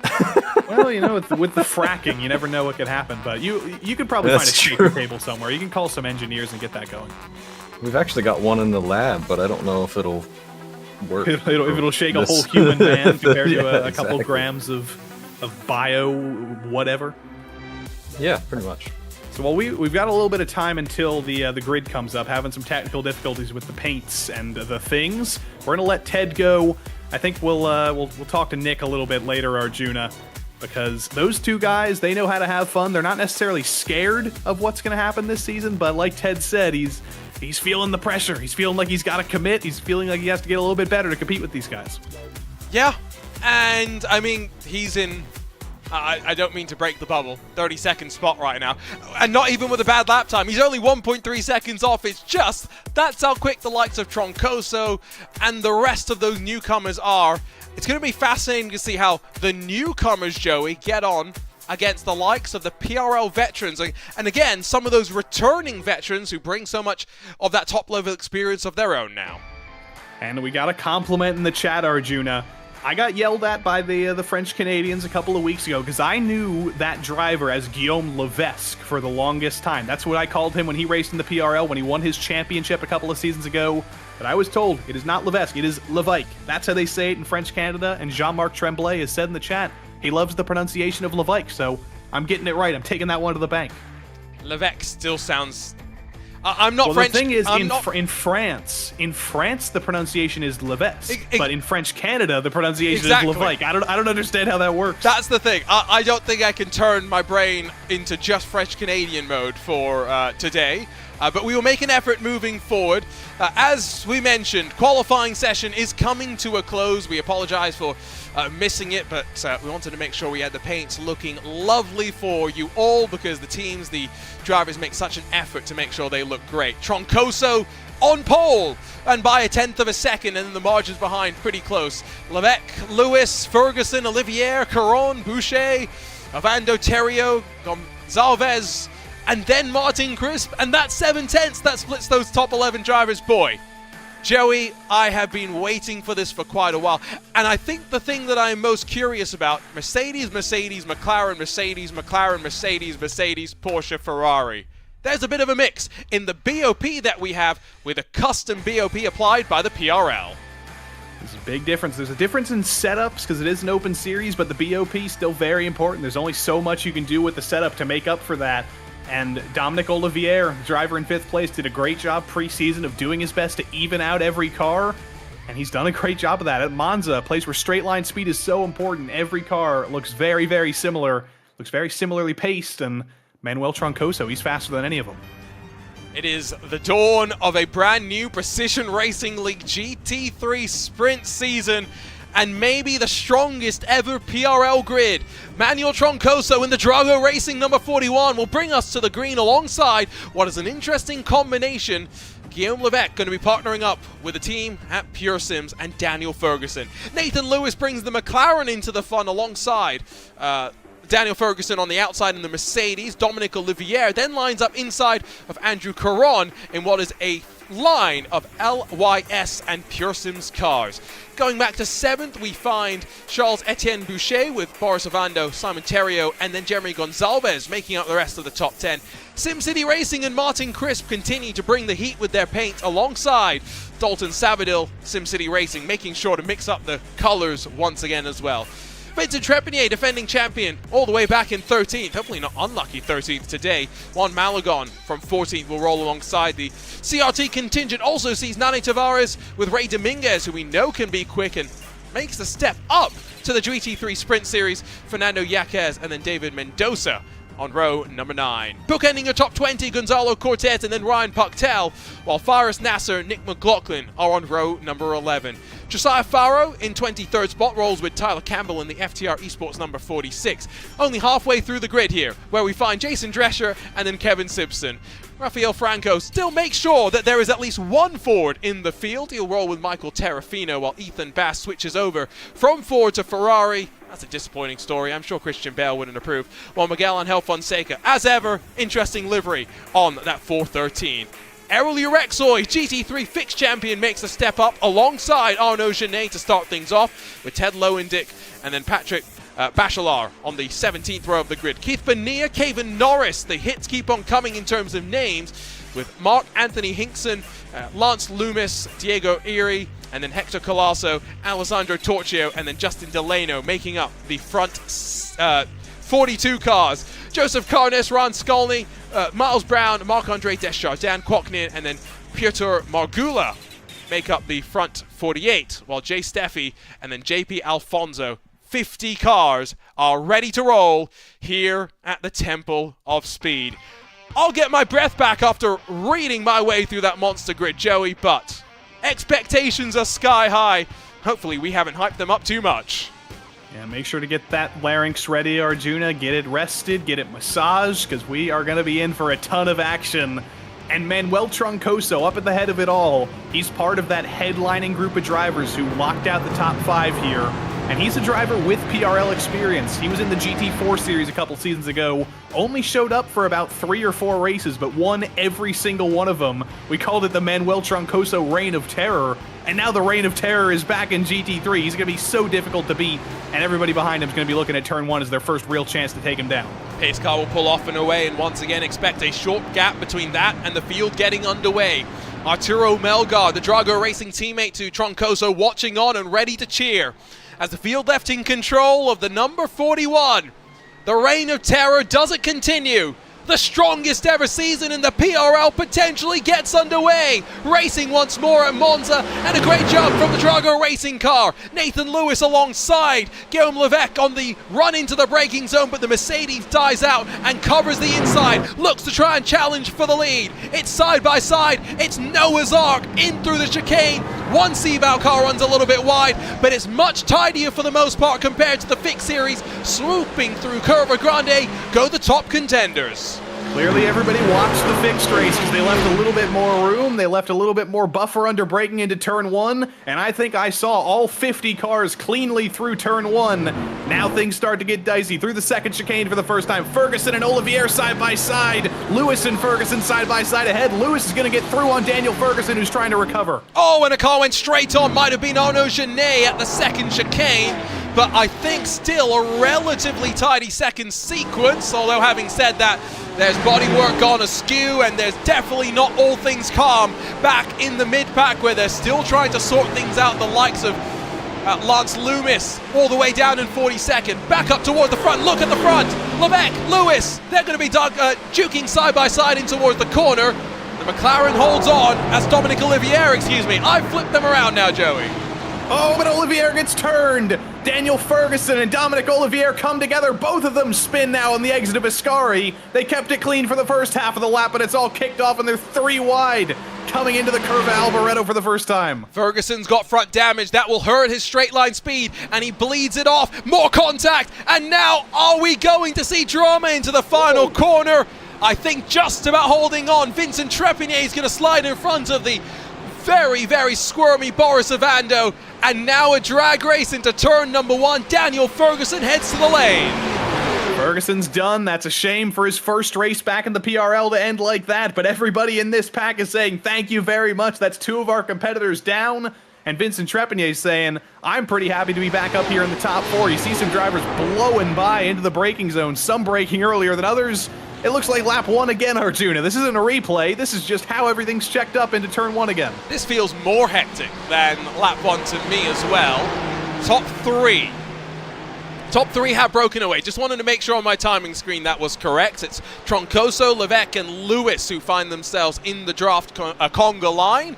And meanwhile, second chicane, they're not done, they're not finished. It's Martin Crisp that's trying to hold the inside behind Gonzalo Cortez, trying to get past Dominic Olivier, who has slid back through all of that sequence and now finds himself in that 13th spot.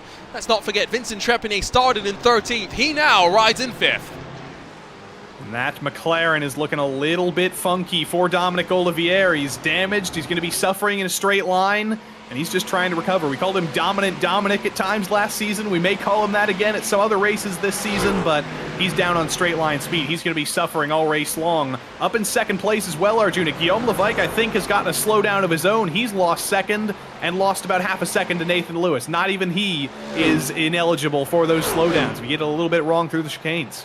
The benefit being, though, not on the opening lap when the slowdown tends to be at its most painful in terms of the impact that you can get, and so now there is still time for these two to try and close the 1.5 second delta that they have to those in front. Let's just go back in time and watch this sequence out of Lesmo 2 on that build towards Ascari. It all started to happen as Daniel Ferguson tried to find a way past Dominic Olivier, went to the inside, found himself running out of room to dive under the brakes, but into that braking phase. Olivier just ran that little bit wide and then clambered over the curb, and in rejoining the racing surface, that's where the contact happened. It's so hard to run side by side through Ascari. It's hard enough to ride through their single file on your own, let alone when you're trying to give respect to another driver. And Olivier just ended up a little bit offline there. Ferguson on the inside of the Mercedes, Olivier in the McLaren, trying to get back in line, but just took a little bit too much speed over trying to rejoin. And then everybody behind piles in, a couple of spinners, and some of the strongest drivers in the field ending up basically dead at the back after one incident on lap 1. And that left us 3 survivors up in the lead pack. It left us 1 driver who's out of draft range of Lewis and Levaik. And Reign of Terror maybe is back underway. That was Charles-Etienne Boucher who ran wide out of Ascari and got that helping hand. Another one of those Advanced Motorsports liveried entries that's in a combined effort with Pure Sims and Daniel Ferguson. It's going to be a very interesting team championship, and definitely did not work out the way I think some of those drivers would have expected. Not going to be too much fighting at the front, you would assume. It's further back where we're going to see the action, and indeed Olivier loses out this time to Tyler Campbell. These are drivers who aren't going to be thinking too much about the fuel mileage, Joey. No, they're just thinking about recovery, and that driver Dominic Olivier is behind Tyler Campbell. I've got to do a little bit of research here because that is Tyler J. Campbell. There was a driver named Tyler S. Campbell in the GT3 series before. He was successful, but that's not him. This is Tyler J. Campbell, another Tyler Campbell from the PRL who won a race in F3. Not confusing at all. And none of them are related to Sean Campbell, or Rob Campbell, or any of the other Campbells of the world. I was going to say, we got a fair few Campbells as well, so it's definitely not very easy. Here comes Olivier's continued demise. Franco and Farrow going to just swarm the damage on that McLaren. You can tell in a straight line, it is compromised, it is bleeding. 1 more position lost. Michael Terrafino, 3 spots, 1 straight. That hurts. That hurts quite a bit, and there's some checkups behind, though. I think that's Faraz Nasser potentially, Diego Ere getting through, Aero Urexoy falling back just a little bit. That was Urexoy who had that little bit of a bobble. And you see a mix of competitors here. Arnaud Genet, last season's Radical Fix champion. Aero Urexoy, last season's GT3 Fix champion. Miguel Angel Fonseca, an AM champion in the series. They're all throwing it into the chicane. They're all side by side. So we take a look at, I think, what set a couple drivers back through Ascari. This is back with that same incident, by the way. It didn't end. It kept going. And bonk! Oh, that's hellacious.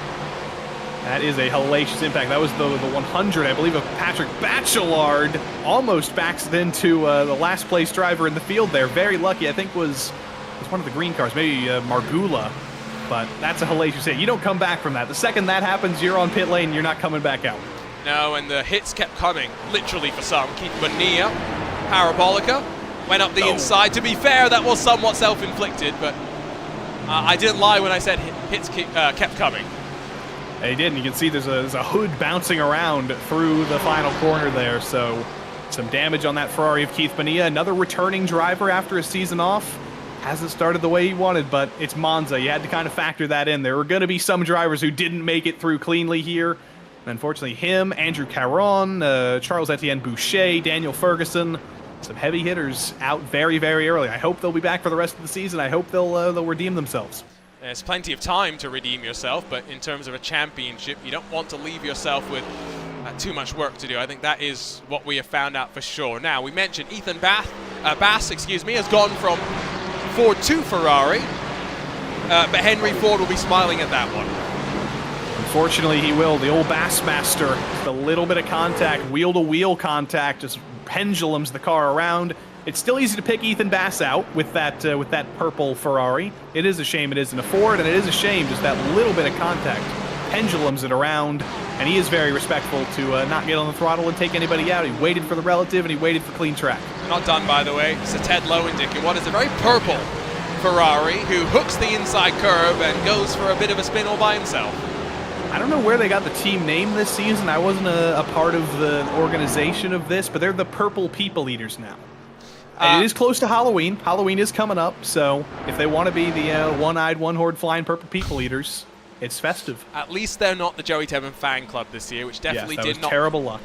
Exactly what I was going to say. Not very good luck. Dominic Olivier, by the way, I'm pretty sure, is having technical issues of his own to add to what's already being a frustrating race. But we are almost 10 minutes in, and the reign of Troncoso is back underway. 2.5 seconds clear of Nathan Lewis, Guillaume Levesque in the Mercedes and the McLaren that are trying to do the chasing. This is already remarkable. Is there some bump drafting going on here between Guillaume Levesque and Nathan Lewis? I don't think there was any actual touching there, but Levesque was directly in the draft of Lewis. They're getting as close as he possibly could. I think if he gets any closer, there could be a little bit of bump drafting there. He may think that's more opportunistic and would work more for him than actually trying to pass Nathan Lewis. He's trying to think of ways to work together because a 2-second gap is going to be immensely difficult to bring down, maybe even impossible to bring down on track to Troncoso. I'd argue it's done. At this point, unless Troncoso makes a mistake and there's a slowdown penalty of some kind, I don't see where this gap's going to come down.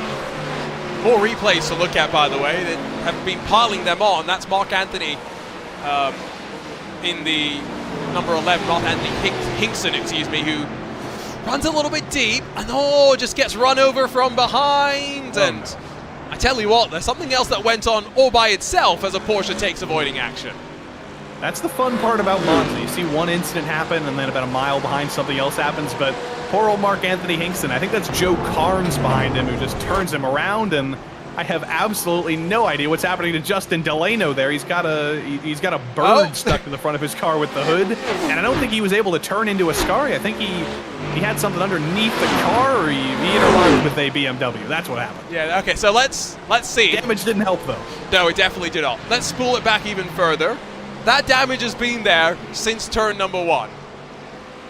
We love the new damage model, don't we? It's dealing us a little bit of trouble. It's dealt a lot of drivers some trouble dealing with the new damage model. The fact that it is more difficult to get back out there and get damage repaired. They're a little bit softer. They're a little bit crunchier, are the cars now. And poor old Justin Delano, I hope he's not seeing that little glitch in the sim, because that would be immensely frustrating and distracting to have a hood coming down into you every lap. Hinkson's going to come out of pit lane, unfortunately. Not going to be involved in this fight with Dalton Savadil and Juan Malagon. The best of the SimCity Racing drivers is now up in 9th spot. Martin Crisp not too far behind in 11th either. Joey, was this the team that you were saying was going to be bringing the colors back this season? Probably. I think the team I was actually thinking of was a team in the GTP LMP2 IMSA series. Oh, okay, so a team that I don't even get to see today. Exactly, yesterday night. But SimCity Racing, they always do a good job, and they do have a full squad together. Dalton Zavadil, new driver to the PRL, doing a great job of leading the whole fray. And Martin Crisp, look at that. I love that sort of... What's the word I'm thinking of? He's turned the saturation down. It's just gray, black, and white. It's very easy to differentiate. I'm a big fan of that Martin Crisp car, and I'm a big fan of what he told me when we sent out a questionnaire to get some info about all the drivers. Just let them tell us their stories, tell us any information we might not know about them otherwise. Martin Crisp had the opportunity to list what his day job is. He said retired old man. So nice. Good to hear that. I'd like to be a retired old man sometimes. One day. One day, yeah. Give it 60 years. I was going to say, doing this many broadcasts a year makes you old. How many are you at this year, Joey? Have you done any counting? I don't know. Good question. Hey. It's less than Martin Crisp's number. I think that's true. Okay. But it might not be true for you. You might have done 957 since January. I was going to... Oh, no, it's definitely not 957. 3 broadcasts a day. But how many people are there with numbers... There's only about eight drivers out there with numbers large. I've done 200-something broadcasts this year. That's more than the days that have been in the year, I think. Yeah, there have definitely been many months where I've done more than 30-something broadcasts. It's fun! But we had the PRL All-Star Invitational, so we're all good. Joey, that was wonderful. Let's talk about that just a little bit more as well, because for those that missed it, you can catch the archive replay on YouTube. And, well, last chance qualifier for those drivers that had not won a race that season was a figure-8 race, so let's be honest, it was just survive and hope you qualify. Then everyone who had won a race that season got to be a part of the All-Star Invitational. 2 races, 1 road course, and then 1 dirt road course. Rather, 1 oval with a road car and then 1 dirt road course. We had a lot of fun, Joey. We did have a lot of fun, and the best thing about that was we combined every single PRL series. There's great diversity in the PRL, with NASCAR racing, Cup trucks and Xfinity, GT3 prototypes, GT4 open wheel competition with F4 and F3, and I think that's everything. I don't think I've forgotten everything. There's many different skill sets, there's many different drivers, and there were many different winners and personalities. We got to finally put on the same track at the same time. Hopefully we get to do that again in the future. Really looking forward to that because we've got some very exciting drivers in the PRL this season, and I want to see, just think of some theoretical combinations, the likes of Sean Campbell, who won an LMP3 last night. I want to see him facing against somebody who he'd never face otherwise.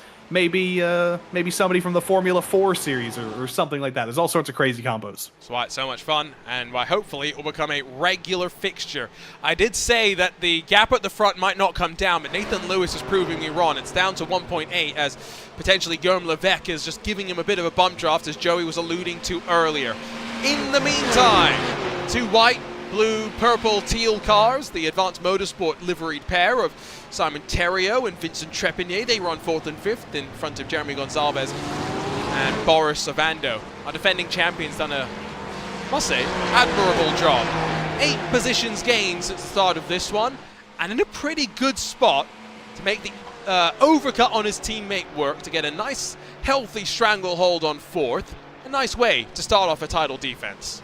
Yeah, it's a pretty good way to start, but this is kind of an odd place for Vincent Trepigny because he's not used to running behind his teammate, Simon Theriault. He tended to have the upper hand on his teammate last season, but Simon, I believe a newer driver to sim racing than Vincent Trepigny is. I could be very wrong about that, but a newer driver to the PRL at the very least. And now at least in race 1 here at Monza, he outqualified his teammate. He's made it in the race, 10 minutes into the race, 15 minutes into the race, further ahead than his teammate, and he's still holding him up in the train. This could be the start of a very good season for Theriault, maybe showing himself that he can beat Trepigny if he wants to. There is so much that goes on in the world of the Precision Racing League. Racing Sunday through Thursday nights, the only days off, Fridays and Saturdays. Sundays you get your Cup Series action. Monday is all about prototypes and some multi-class thrown in there. Tuesdays GT3s, Wednesdays is stock cars. It's a little bit of everything for everyone. And of course, let's not forget Thursday open wheels, Sunday Cup Series. Joey, you're racing tomorrow night, aren't you? Correct. Where are you racing at? It's going to be Texas, the season opener for the PRL NASCAR Xfinity Series. I've got my teammates, Nick McLaughlin and Ted Lowendick, back. They're racing in the field tonight. They're not having the best time, but they had a very good time oval racing last time out, and Ted qualified for the playoffs because he won a race last season. That's why he's signed up again on Wednesday night. So against all odds, we've got all 3 of us back together. We got the whole gang together. Let's see if we can have a bit of a cycle then through some of those drivers that are sharing their webcams rather with us. Vincent Trepigny has climbed his way on forward, and the defending champion, as it's tucked up, I was going to say tucked up behind his teammate, but that gap's grown to going on 1 full second. There is a reduced draft effect, and so that is definitely something that will be playing its part in keeping these drivers either closer together or a little bit further apart. Go back through the field, and well, earlier we were taking a look at the rig of Kwok Nin. Now, unfortunately, we're seeing a driver in pit lane and getting ready to head back out. Taking a chance to have a little bit of a break, a little bit more of a break than some other drivers, but that's not exhaust. It's human exhaust, and he's back out there with the Rexy Vaporworks car. It's good to see that back with that beautiful nose. Ted Lowendick, I think, has a Rexy-style thing in the head of his Ferrari as well. The Purple People Eaters, him and Nick McLaughlin, I think they are literally Purple People Eaters. There's some shark on there. That is just quite literally stealing. Blatant copyright infringement of Rexy. Is there one eye on the rear end of that car? Is it truly a one-eyed, one-horned flying Purple People Eater? Who's behind? Petr Margula. Zoom. Yeah, I was going to say, we're going to need an awful lot of zoom to be able to grab a look at that admittedly very prototype-style rear end of the 296 GT3, a rear end that can be detached and replaced in a crazy amount of time. Here, this will be a good shot. Come on, show us. Here it is. There is. It's a circle. I'll call it an eye. Who else is giving us some webcams as the pit stop phase begins? Yaquez Terrafino there into the lane, but unfortunately not sharing a webcam with us. Oh, I love the hair of Charles-Etienne Boucher. I'm quite jealous. Yeah, he's got a good room in the background. I think that's an air hockey table behind him, potentially. or it's just a regular table. Either way, it's always good to see the context for some of these drivers. It's good to see your sim rig. It's good to see, you know, your face, but I want to see people's rooms. I want to see what they've got. I want to see the setup.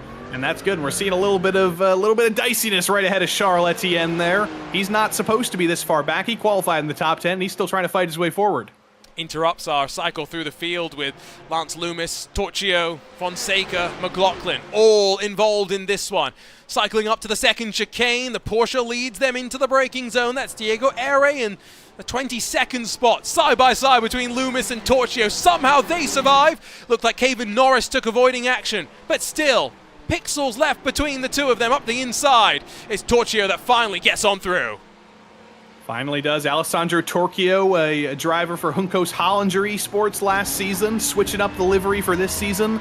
Driver with real-world racing experience. He was a Mexican Superbike champion in the Masters class, and he's a driver who originally hails from Italy, so this is a home race for him up at the head of this train.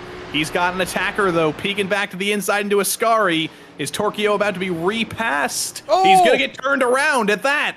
And there was a second car that took a hellacious bang into the wall. I believe it was Hector Collazo, and indeed has just parked it. Nowhere to go through Ascari. Another victim, unfortunately, comes unstuck halfway through this 40-minute race, 20 minutes to go. Pit stops continue to mount up, and now the drama continues to rise as well. Vincent Trepanier has been passed by Jeremy Gonzalez. Not the only bit of drama that I did see. Errol Urexoy, our GT3 fixed champion, making the step up, has had a bit of a spin as well. Oh dear, I don't want to have to say the middle syllable of his last name again, but it happened in LMP3 last night as well. Errol trying some new things, stepping up a couple steps this season. Of course, there's going to be some teething issues, but it's great to see Errol sort of extending his ways in the PRL in multiple series. I'm happy to see him up in this series, and he's only going to get better. I say crash. I think actually we're just staying out of trouble with drivers who are fighting on the lead lap. Urexoy's been involved in drama. I've got to say, not often that you'd see someone do this, but no one's going to be complaining.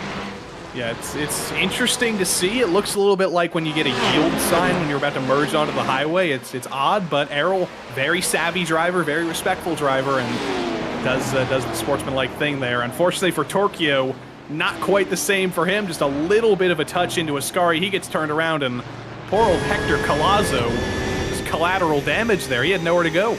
Right on the roof of Collazo. You'll see in front, Torchio on the outside in the red machine. You'll just get the briefest glimpse of it now. Spinning around, and no sight line for Collazo. Bang, bang, and then boof into the wall. Helpless. Into the park. Helpless, nothing that they could do. All again, as the pit stop window has now gotten underway. We haven't seen many drivers from the front elect to take advantage of that just yet, Joey, because the field really hasn't splintered up as much as maybe some would have thought. No, but there are definitely packs. You can see with the marching ants down there, there's some packs of clean air on the track. So when some of these drivers up front do start to think about pitting, they're looking for those gaps of clean air on the track. Maybe some gaps in the front stretch, maybe somewhere else in the track, because you don't want to end up in traffic and lose this 2.5 second gap that you have right now. If you are Manuel Troncoso, you want to wait basically as long as possible. You want to come in after everybody else pits, essentially, because you can't really benefit at all from an undercut or pitting early at all. You can really only lose. Nathan Lewis at one point looked like the gap was closing, but now suddenly 2.7 back, and maybe the McLaren burning through its tires a bit more, and Lewis would be anticipating. It's not necessarily a car that too many of these drivers will have regular experience in competing at the top level. That does not mean that they will not understand how to get the most out of it. On board, though, with the returning Guillaume Levesque, and we can take a look at that wonderfully placed camera, as you mentioned. But there you go, the one left-hander, Joey, face gets blocked. The one left-hander, so just make sure we don't cut to the camera there, and we'll be fine, I think. But Guillaume, it's great to see him back in the PRL, because he did the thing that every driver kind of dreams of in sim racing. He used league racing. He used mastering this series to take that step up. Guillaume won the GT3 Sprint Championship a couple of seasons ago. It was a hard-fought championship, but he was fairly dominant. I believe won 8 out of 10 races, and he said at the end of that season, you know what, I've done enough league racing for now. I'm going to try and start to go pro. He did that, and he's coming back for a little bit of fun here with some of his buddies back here in the PRL, back home, and fighting for another championship in the off-season where there's not a lot of events. Saving some fuel, but there you go, the left hand, or the left turn, the right hand is blocking his face. And Nathan Lewis, maybe with a slowdown. No. Levesque takes the point of the group. Maybe that's also fuel mileage, because instantly Nathan Lewis back into line and 3 seconds back. Maybe the recognition that the lead has gone. Troncoso in the Drago racing car has said goodbye to us. Now Levesque and Lewis are left to squabble in and amongst themselves. A little bit further back, Simon Theriault has actually broken away from his teammate Vincent Trepigny, who was passed by Jeremy Gonzalez, and now under pressure from a second Precision Racing Esports car. This time, it's Boris Ovando. Well, there's a weird thing with this this Lease and Pure Sims team, because they're not all in the same car. Guillaume Levesque is in the Mercedes, Simon Theriault's in the Ferrari, Vincent Trepigny is in the Porsche. When you're teammates, when you're working together and you have 3 separate cars, it's pretty difficult to build a setup for 3 different cars for one team, and that may be what happened there. Maybe the Mercedes, the strongest of them all here in a straight line. Theriault in the Ferrari, maybe second in command. And then Vincent Trepigny in the Porsche that's very comfortable for him. He won a championship in that car last season. Just doesn't seem to be the car to have right now. I mean, the Porsche was the car to have last year, last season. There's no ifs or buts about it. It was definitely the most consistent over the course of the season. Not always the fastest, no. But definitely in and amongst the action throughout the entirety of the campaign. And so that's why it's good to see at least a bit of a shake-up, a bit of a mix. Nathan Lewis has brought that car to pit lane, so maybe it was also recognition that the fuel out the back of the car is being burned, so it's not great for fuel mileage. I don't know what happened with Lewis in the first chicane. I don't know if it was a slowdown or if it was deliberate to come into the box. But you're going to have to remember this number here. Lewis has probably been able to do a little bit of fuel saving, probably not as much as Levesque. There's about a 14-second pit stop for everybody in fixed, 12.4 seconds for Nathan Lewis. Remember that when Troncoso comes in. Remember that when Levesque comes in. How much fuel has Lewis been able to save? It's a second more of fuel than Simon Theriault right behind him was able to save. And importantly, Nathan Lewis, A, has clean air, but at the same time, has got a bit of draft as well. It's going to give him a bit of the pull to just slingshot a little bit, passing Mark Anthony Hinkson, but it's a very well judged gap to drop into, and that's now the mindset to use. Push from here. It's 14 minutes to the end. Gonzalez now in third as a result of the pit stops for not just Nathan Lewis, but for Simon Theriault as well. It's a beautiful livery, Arjuna. These Precision Racing Esports cars, they're usually kind of gray and silver. You see a couple of them still in the field, like Boris Ovando, but look at that shiny blue. It's incredible. We need to get them to update the Porsche as well. I don't disagree. What I was kind of thinking is that Vincent Trepigny is looking a little bit ragged right now. I don't want to say that he's looking slow, but it looks like he's hustling that car. You say correctly. Splitting your setup efforts is not always an ideal situation. The question is going to be over the course of the season, how dialed into the window are they? As I think 15 laps is going to be the maximum anyone can take it. Pit road's going to be a busy place. But how much fuel has the 888 of Guillaume Levesque been able to save versus Manuel Troncoso? Levesque was riding in the draft of Nathan Lewis for the entirety of the first 20 minutes of this race. It was 12.4 seconds in the box for Nathan Lewis. For Manuel Troncoso, 11.6. It's a great stop for Troncoso. 11.8 for Levesque as well.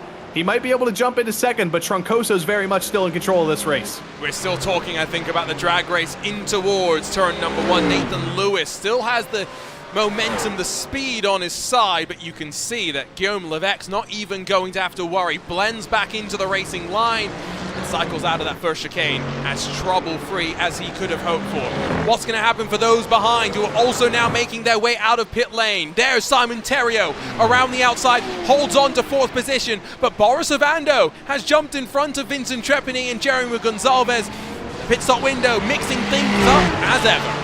Yeah, it's like talking heads. They're all making flippy-floppy here in pit lane. Boris Ovando came in at the back of this train, and he was able to save more fuel than anybody. Driver who won multiple races last season, was a championship threat up until the very end.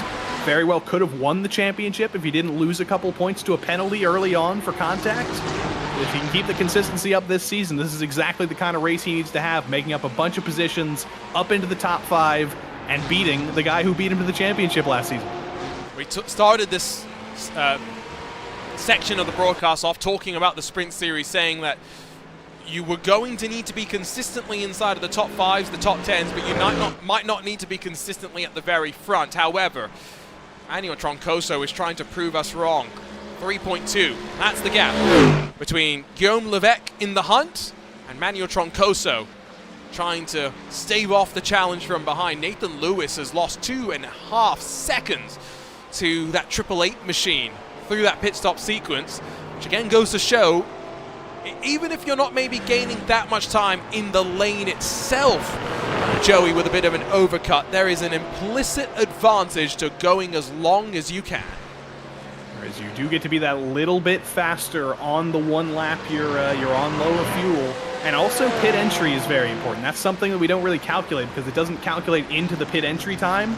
But if you're that little bit more committed on pit entry, if you can be that little bit more, if you can be that little bit later on the brakes, there's a couple tenths in there at the absolute largest. So that helps to contribute to the gap as well. And Nathan Lewis right now, with a combination of lots of things, he's feeling very, very odd right now because he had second in the books, and now he's about 3 seconds back in third. There's no comfortability back here in this pack, though. Look at this train all the way back from Fernando Jaquez in the last car in the top 10, all the way back to David Mendonça in P16. All these guys want that last spot in the top 10. Yeah. Not a moment to breathe. And Ray Dominguez, that's a name that Rapid Ray. Yeah, Joey, I was expecting to see Ray Dominguez in the Fix Series once again. I think he was until like a week ago, but against all odds, Aero Urexoy moved up, and Ray Dominguez, the guy who fought him for race wins all season long, probably would have been a championship contender if he was a little bit more consistent. He said, you know what? I'm Rapid Ray. I'm moving up too. I can fight with these guys, and he's proven that right. Yeah, 14th. Let's not forget Aero Urexoy not having an easy start to the campaign, but we know just how quick the speed can be once Urexoy settles into a championship. Took a couple of seasons in the Fix Series to really see the most out of that now champion in the Precision Racing League. Less than 10 minutes to go, 3 seconds between each of the drivers in a podium spot, and while 10th on back looks quite fun, looks quite ominous of a train, Simon Theriault once again is just making 4th position his own, holding Ovando at bay, dropping Vincent Trepigny, who now once again is fighting with Jeremy Gonçalves. This time though, it's for 6th spot. And don't forget, Gonçalves was ahead of Trepigny and ahead of Ovando. He lost all these spots on pit lane, didn't lose them because of speed. So he's looking to these last 5 laps or so as his chance to get a little bit of revenge, to get that beautiful shiny blue car up further ahead. But ironically, he's got Vincent Trepigny ahead of him. Vincent Trepigny is a bus driver as his day job. He drives the city bus, and he's going to park the bus anytime he gets ahead of Jeremy Gonçalves. He is not going to lose P6 here. Yeah, we can expect a bit of a stern defense thrown up, that is for sure. A couple more drivers, by the way, sharing their webcams that we haven't had the chance to go and take a look at, so let's make sure that we do that right now. JP Alfonso in the 996. That looks like a proper sim racing setup. I love the bricks in the background. Arjuna, if you had to guess what JP Alfonso does as a day job, what would you say? Something to do with bricks? Guess again. Oh, no. Boy, you're really putting me on the spot here. Mixed martial arts. He's a professional tattoo artist. Oh, I saw the hat and I was like, it's going to be something related to I don't want to say alternative culture, but you know what I kind of meant. Tattoo artist, that makes sense. Joey, would you ever get a tattoo of my face? I wouldn't get a tattoo of anything, no offense, JP, but I do want to know what JP stands for. That's a good question. We'll hopefully find out throughout the course of the season. I think one more driver that I don't know if we've necessarily looked at since the start of this race is, well, Chief Steward at the Precision Racing League, Arnaud Genet. It's going to be a busy one. Glaucoma background. Does have the glaucoma background, has stolen that from one of the Chandlers, hasn't he? But it's going to be a busy one for poor Arnaud and the rest of the stewarding team after today's racing at Monza. Yeah, race one's always a troublesome one. There's always those race one jitters. There's always those lap one jitters at Monza. Arnaud's ready for a race night, I think. But speaking of the Chandlers, we did normally see them, the brothers in the GT3 Fix Series with the glaucoma background at times. They've split up this season, unfortunately, Arjuna. We didn't get to talk about this earlier. Ryan is racing in the LMP3 category in the LMP3 GT4 series, and Reagan has turned over to the oval side. He's racing in the NASCAR Cup Series. Boo. Bring them back together. I know. We loved the Battle of the Chandlers, and it got even better when we had Ryan Chandler with one end show up as well. Yeah, I mean, I'm going to have to think about that for future All-Star Invitationals. We may just have to have an exhibition that's just them two on track. Chandler versus Chandler. Ryan versus Ryan. Is one end better? Is two end better? That's what we could never quite figure out. They can settle on track. Ray Dominguez wants to slide up the inside of Jason Drescher through the second chicane. Oh, and he's going to try and cut back, but takes too much of the curb. Vulnerable now to Josiah Farrow, David Mendoza as well. But through Lesmo 1, cambered in the BMW, try and hug the apex, run the Ferrari out wide. All the while, Jason Drescher pulls away. Farrow in those formerly Advanced Motorsports colors, now the Lease colors. A new team that's been kind of created by all the Advanced Motorsports drivers, and Andrew Caron for the new season of IVRA. So they're forming their own Lease team with those advanced sim racing sponsorships with those Advanced Motorsports colors. Farrow's doing a great job here trying to hold the fight, but through Ascari, it's so difficult to go side by side through there. And third in line, I think 17th place David Mendoza realizes that side by side wasn't really going to work there, and he slots back in line in that Mercedes. It's good to see. Do like, by the way, just a quick shout out. Love the Spezzy livery. That is something that you either know or you don't know, and I'm hoping people over the course of the season will end up knowing. Guillaume Levesque, still only 3 seconds off the back of that Drago Racing number 41. Manuel Troncoso has run a steady race since being able to break away at the very front of the field. Nathan Lewis still 6 seconds adrift, so equidistant is Levesque from both first and third positions. I have 2 laps to go after this one, Joey, and it's been a dominant performance so far. Troncoso took the pole, has led every lap so far, and oh yeah, don't forget, has the fastest lap of the race as well. The reign of terror continues, and just for the record, I'm not letting you get away with mentioning Spezzy without giving a shout out to Mezzo Mix, of course. Maybe the best soda in the world. It's pretty fantastic. That's I think that's a specific brand of this combo here, but I wish there was a Mezzo Mix car. If anybody's listening, I'm here for that. I'm pretty sure that some of Nathan Lewis's teammates at the BMW PS competition crew have wanted to drive in Spezzy colors before. It's more popular than people think. But again, you either... We don't get it in the U.S. That's Exactly. the weird thing. It's cola and orange soda. For those of you who don't know, it's extremely popular in Germany. And for some reason, such an easy combo just doesn't exist in the U.S. The only place you can get it is if you go to the international aisle in your supermarket and get Mezzo Mix. But we don't have it. We should have it in the Coke Freestyle machines. It's great. Oh, yeah. Oh, Coke Freestyle machines are great. They had them in the UK, like at Burger King. You could get Mezzo Mix, but you can't get it here. You? It's such a shame. Oh, it's such a shame. That is really cool. Now I have to fly to the UK just to get some Mezzo Mix. They've got the syrup. Just mix it together, guys. Yeah. Freestyle machines are fantastic, although it also proves that most of the best sodas in the world actually aren't available in the US. Have you ever been to Coca-Cola headquarters in Atlanta and gone to the museum there? I've never been to Atlanta, but I gotta go there. That's at the top of my list. So when you go to the Michelin Raceway Road Atlanta for Petit Le Mans, Joey, because every racing fan needs to do that, including myself, just stop off at the Coke Museum. It's a wonderful I want to try experience. Beverly. I want to experience what that's all about. Atlanta's not a bad place as well. You've got Porsche Experience Center, Atlanta Motorsports Park. That's where the Prodigy Racing League is going to be taking drivers for its Prodigy Week in a couple of weeks' time. And I say weeks' time because, yes, that's only 5 weeks away. Boy, how time flies. We got the Ford on the hunt, though. Ford versus Ferrari. It is Ford versus Ferrari. Time has not let the Ford be a forgotten bygone of an ancient era. And my goodness, Rafael Franco's just brought that car up to 16th spot.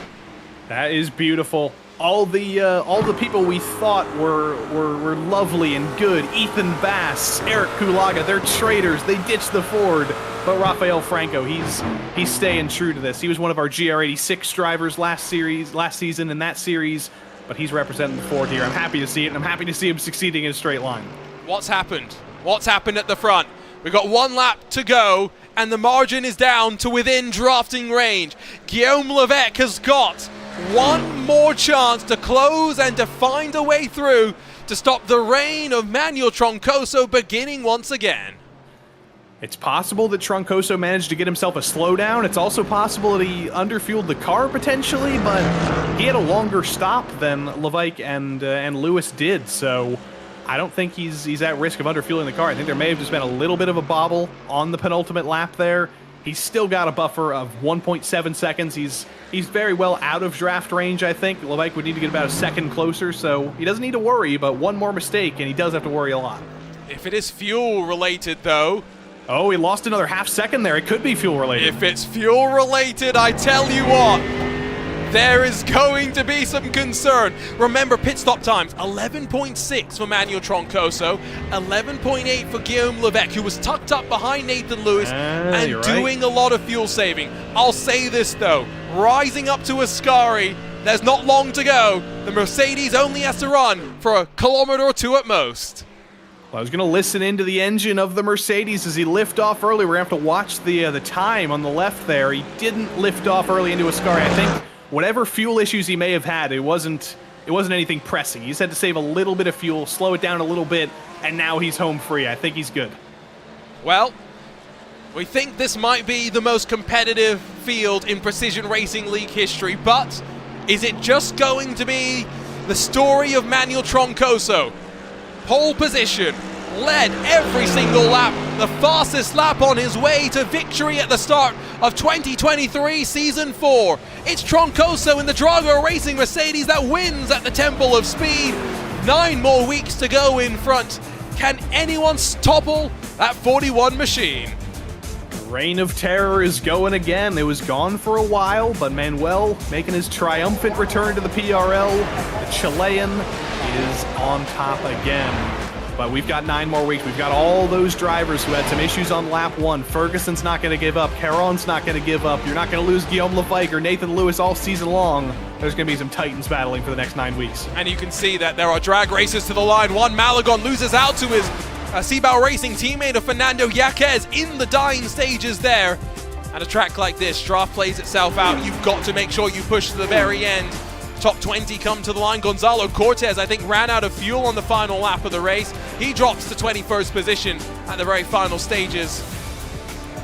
Keep our voices, Joey, but I think we know we are in for potentially what is going to be a crazy season.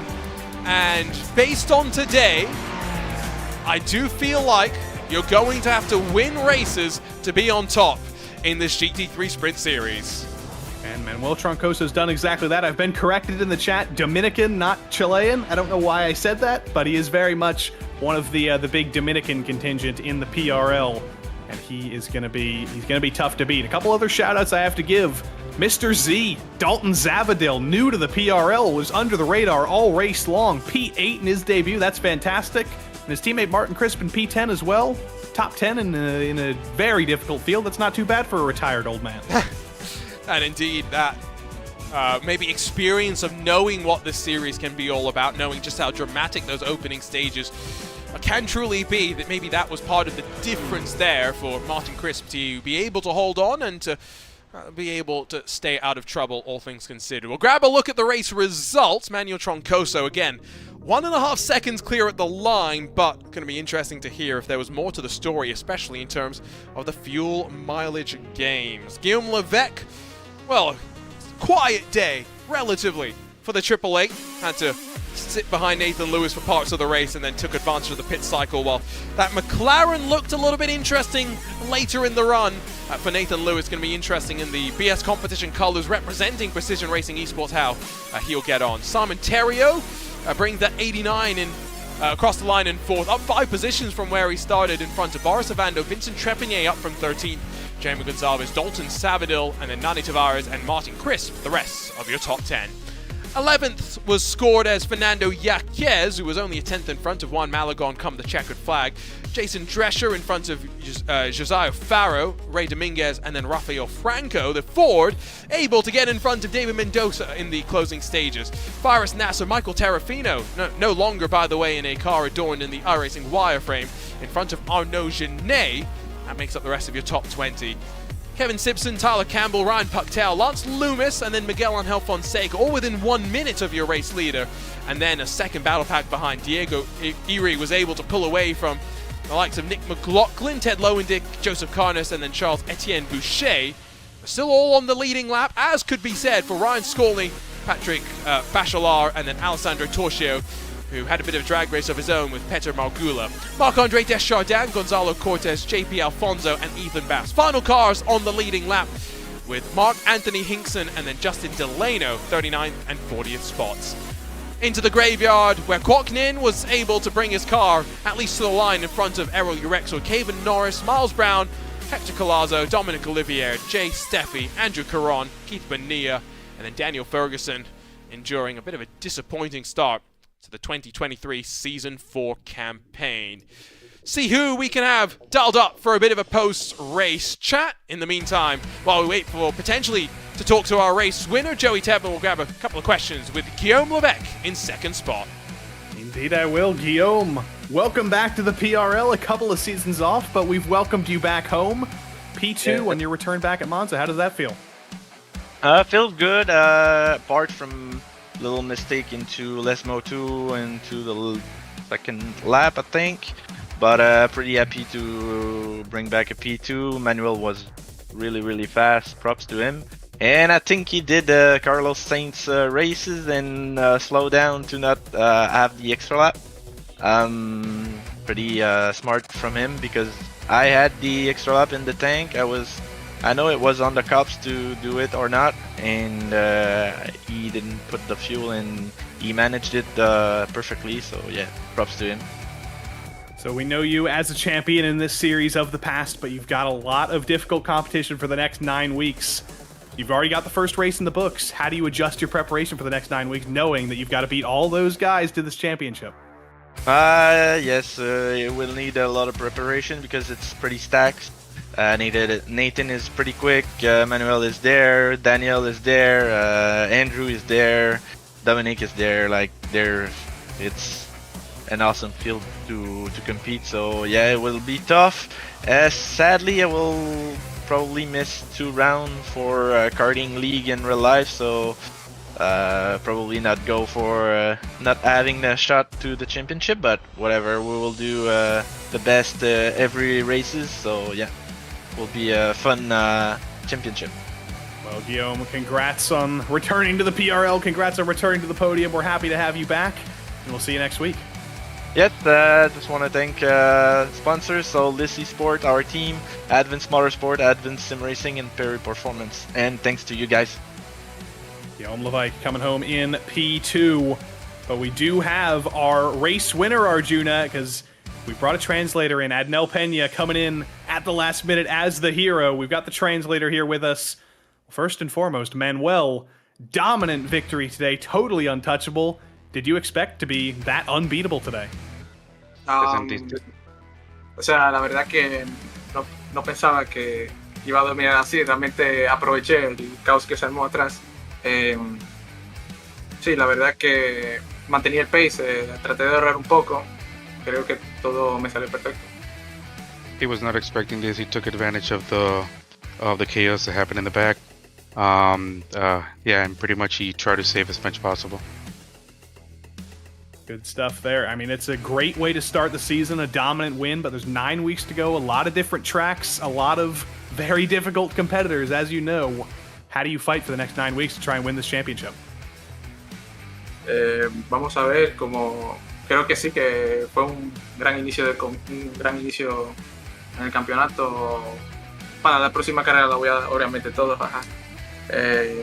Y sí, la verdad que el coche funcionó perfecto y yo espero que para la próxima funcione también perfecto. Yeah, it was a really good race, a really good start. He's looking forward to having a pretty much a good race, and the vehicle pretty much behaved very well. He's expecting that for the following races as well. Well, Manuel Troncoso coming home with the victory in race 1. Nell, thank you for being the translator tonight, and felicidades to both of you. My pleasure. Take care. Nell and Manuel, the dynamic duo Arjuna. Great to hear from both of them, and great to see the first round, the first answers to the question of who's going to be the best driver in this field. Right now, Manuel Troncoso has elevated himself a little bit. And we've got a long way to go, but I think we saw today the type of drive where It's going to be hard to take any beating. I'll be honest, I didn't think the clock was a worry. I thought Manuel Troncoso was good without having to do an extra lap, but maybe Guillaume Levesque knew a bit more than us in terms of how close that margin was. Maybe that's why the slowing down was there, just making sure to manage the gap. Sebring up next. Joey, we talked briefly on it. Respect the bumps. With the GT3 Fix Series, the difference here, the drivers have the ability to dial in the car to do what they need it to. Respect the bumps. I've never respected the bumps in my life. I know a lot of drivers who have never respected the bumps, but you do have to do that. It's not just a saying at Sebring. There's high-speed corners, there's low-speed corners, there's little grip, there's high grip, and if it's a hot Florida day, like it often is, this track can shred those tires to absolute pieces. It's an old-style track, but a lot of drivers have a ton of experience there, and I think it's going to be yet another Battle of the Titans. So hopefully you'll join us next week, same time, same place here. Because if you liked what you saw tonight, it's going to happen even more, and it might be even closer with the difference in Sebring. There's straight lines and there's tight corners. Precision Racing League is back. The week will continue to rumble on. Tomorrow's all about NASCAR trucks and Xfinity. Thursday is the open wheelers. And then on Sunday, it resumes once more. We'll be back same time, same place, but making our way across the pond to maybe the bumpiest track in global motorsports. At Sebring, we'll find out some more answers to the questions that we'll continue to pose in 2023 Season 4. For everyone behind the scenes at the Precision Racing League and for RaceSpotTV, for Joey Tebman alongside myself, Arjuna Kangipati, thank you so much for joining us. What a wild start to the season we had. Maybe the strongest PRL GT3 fields we've ever seen.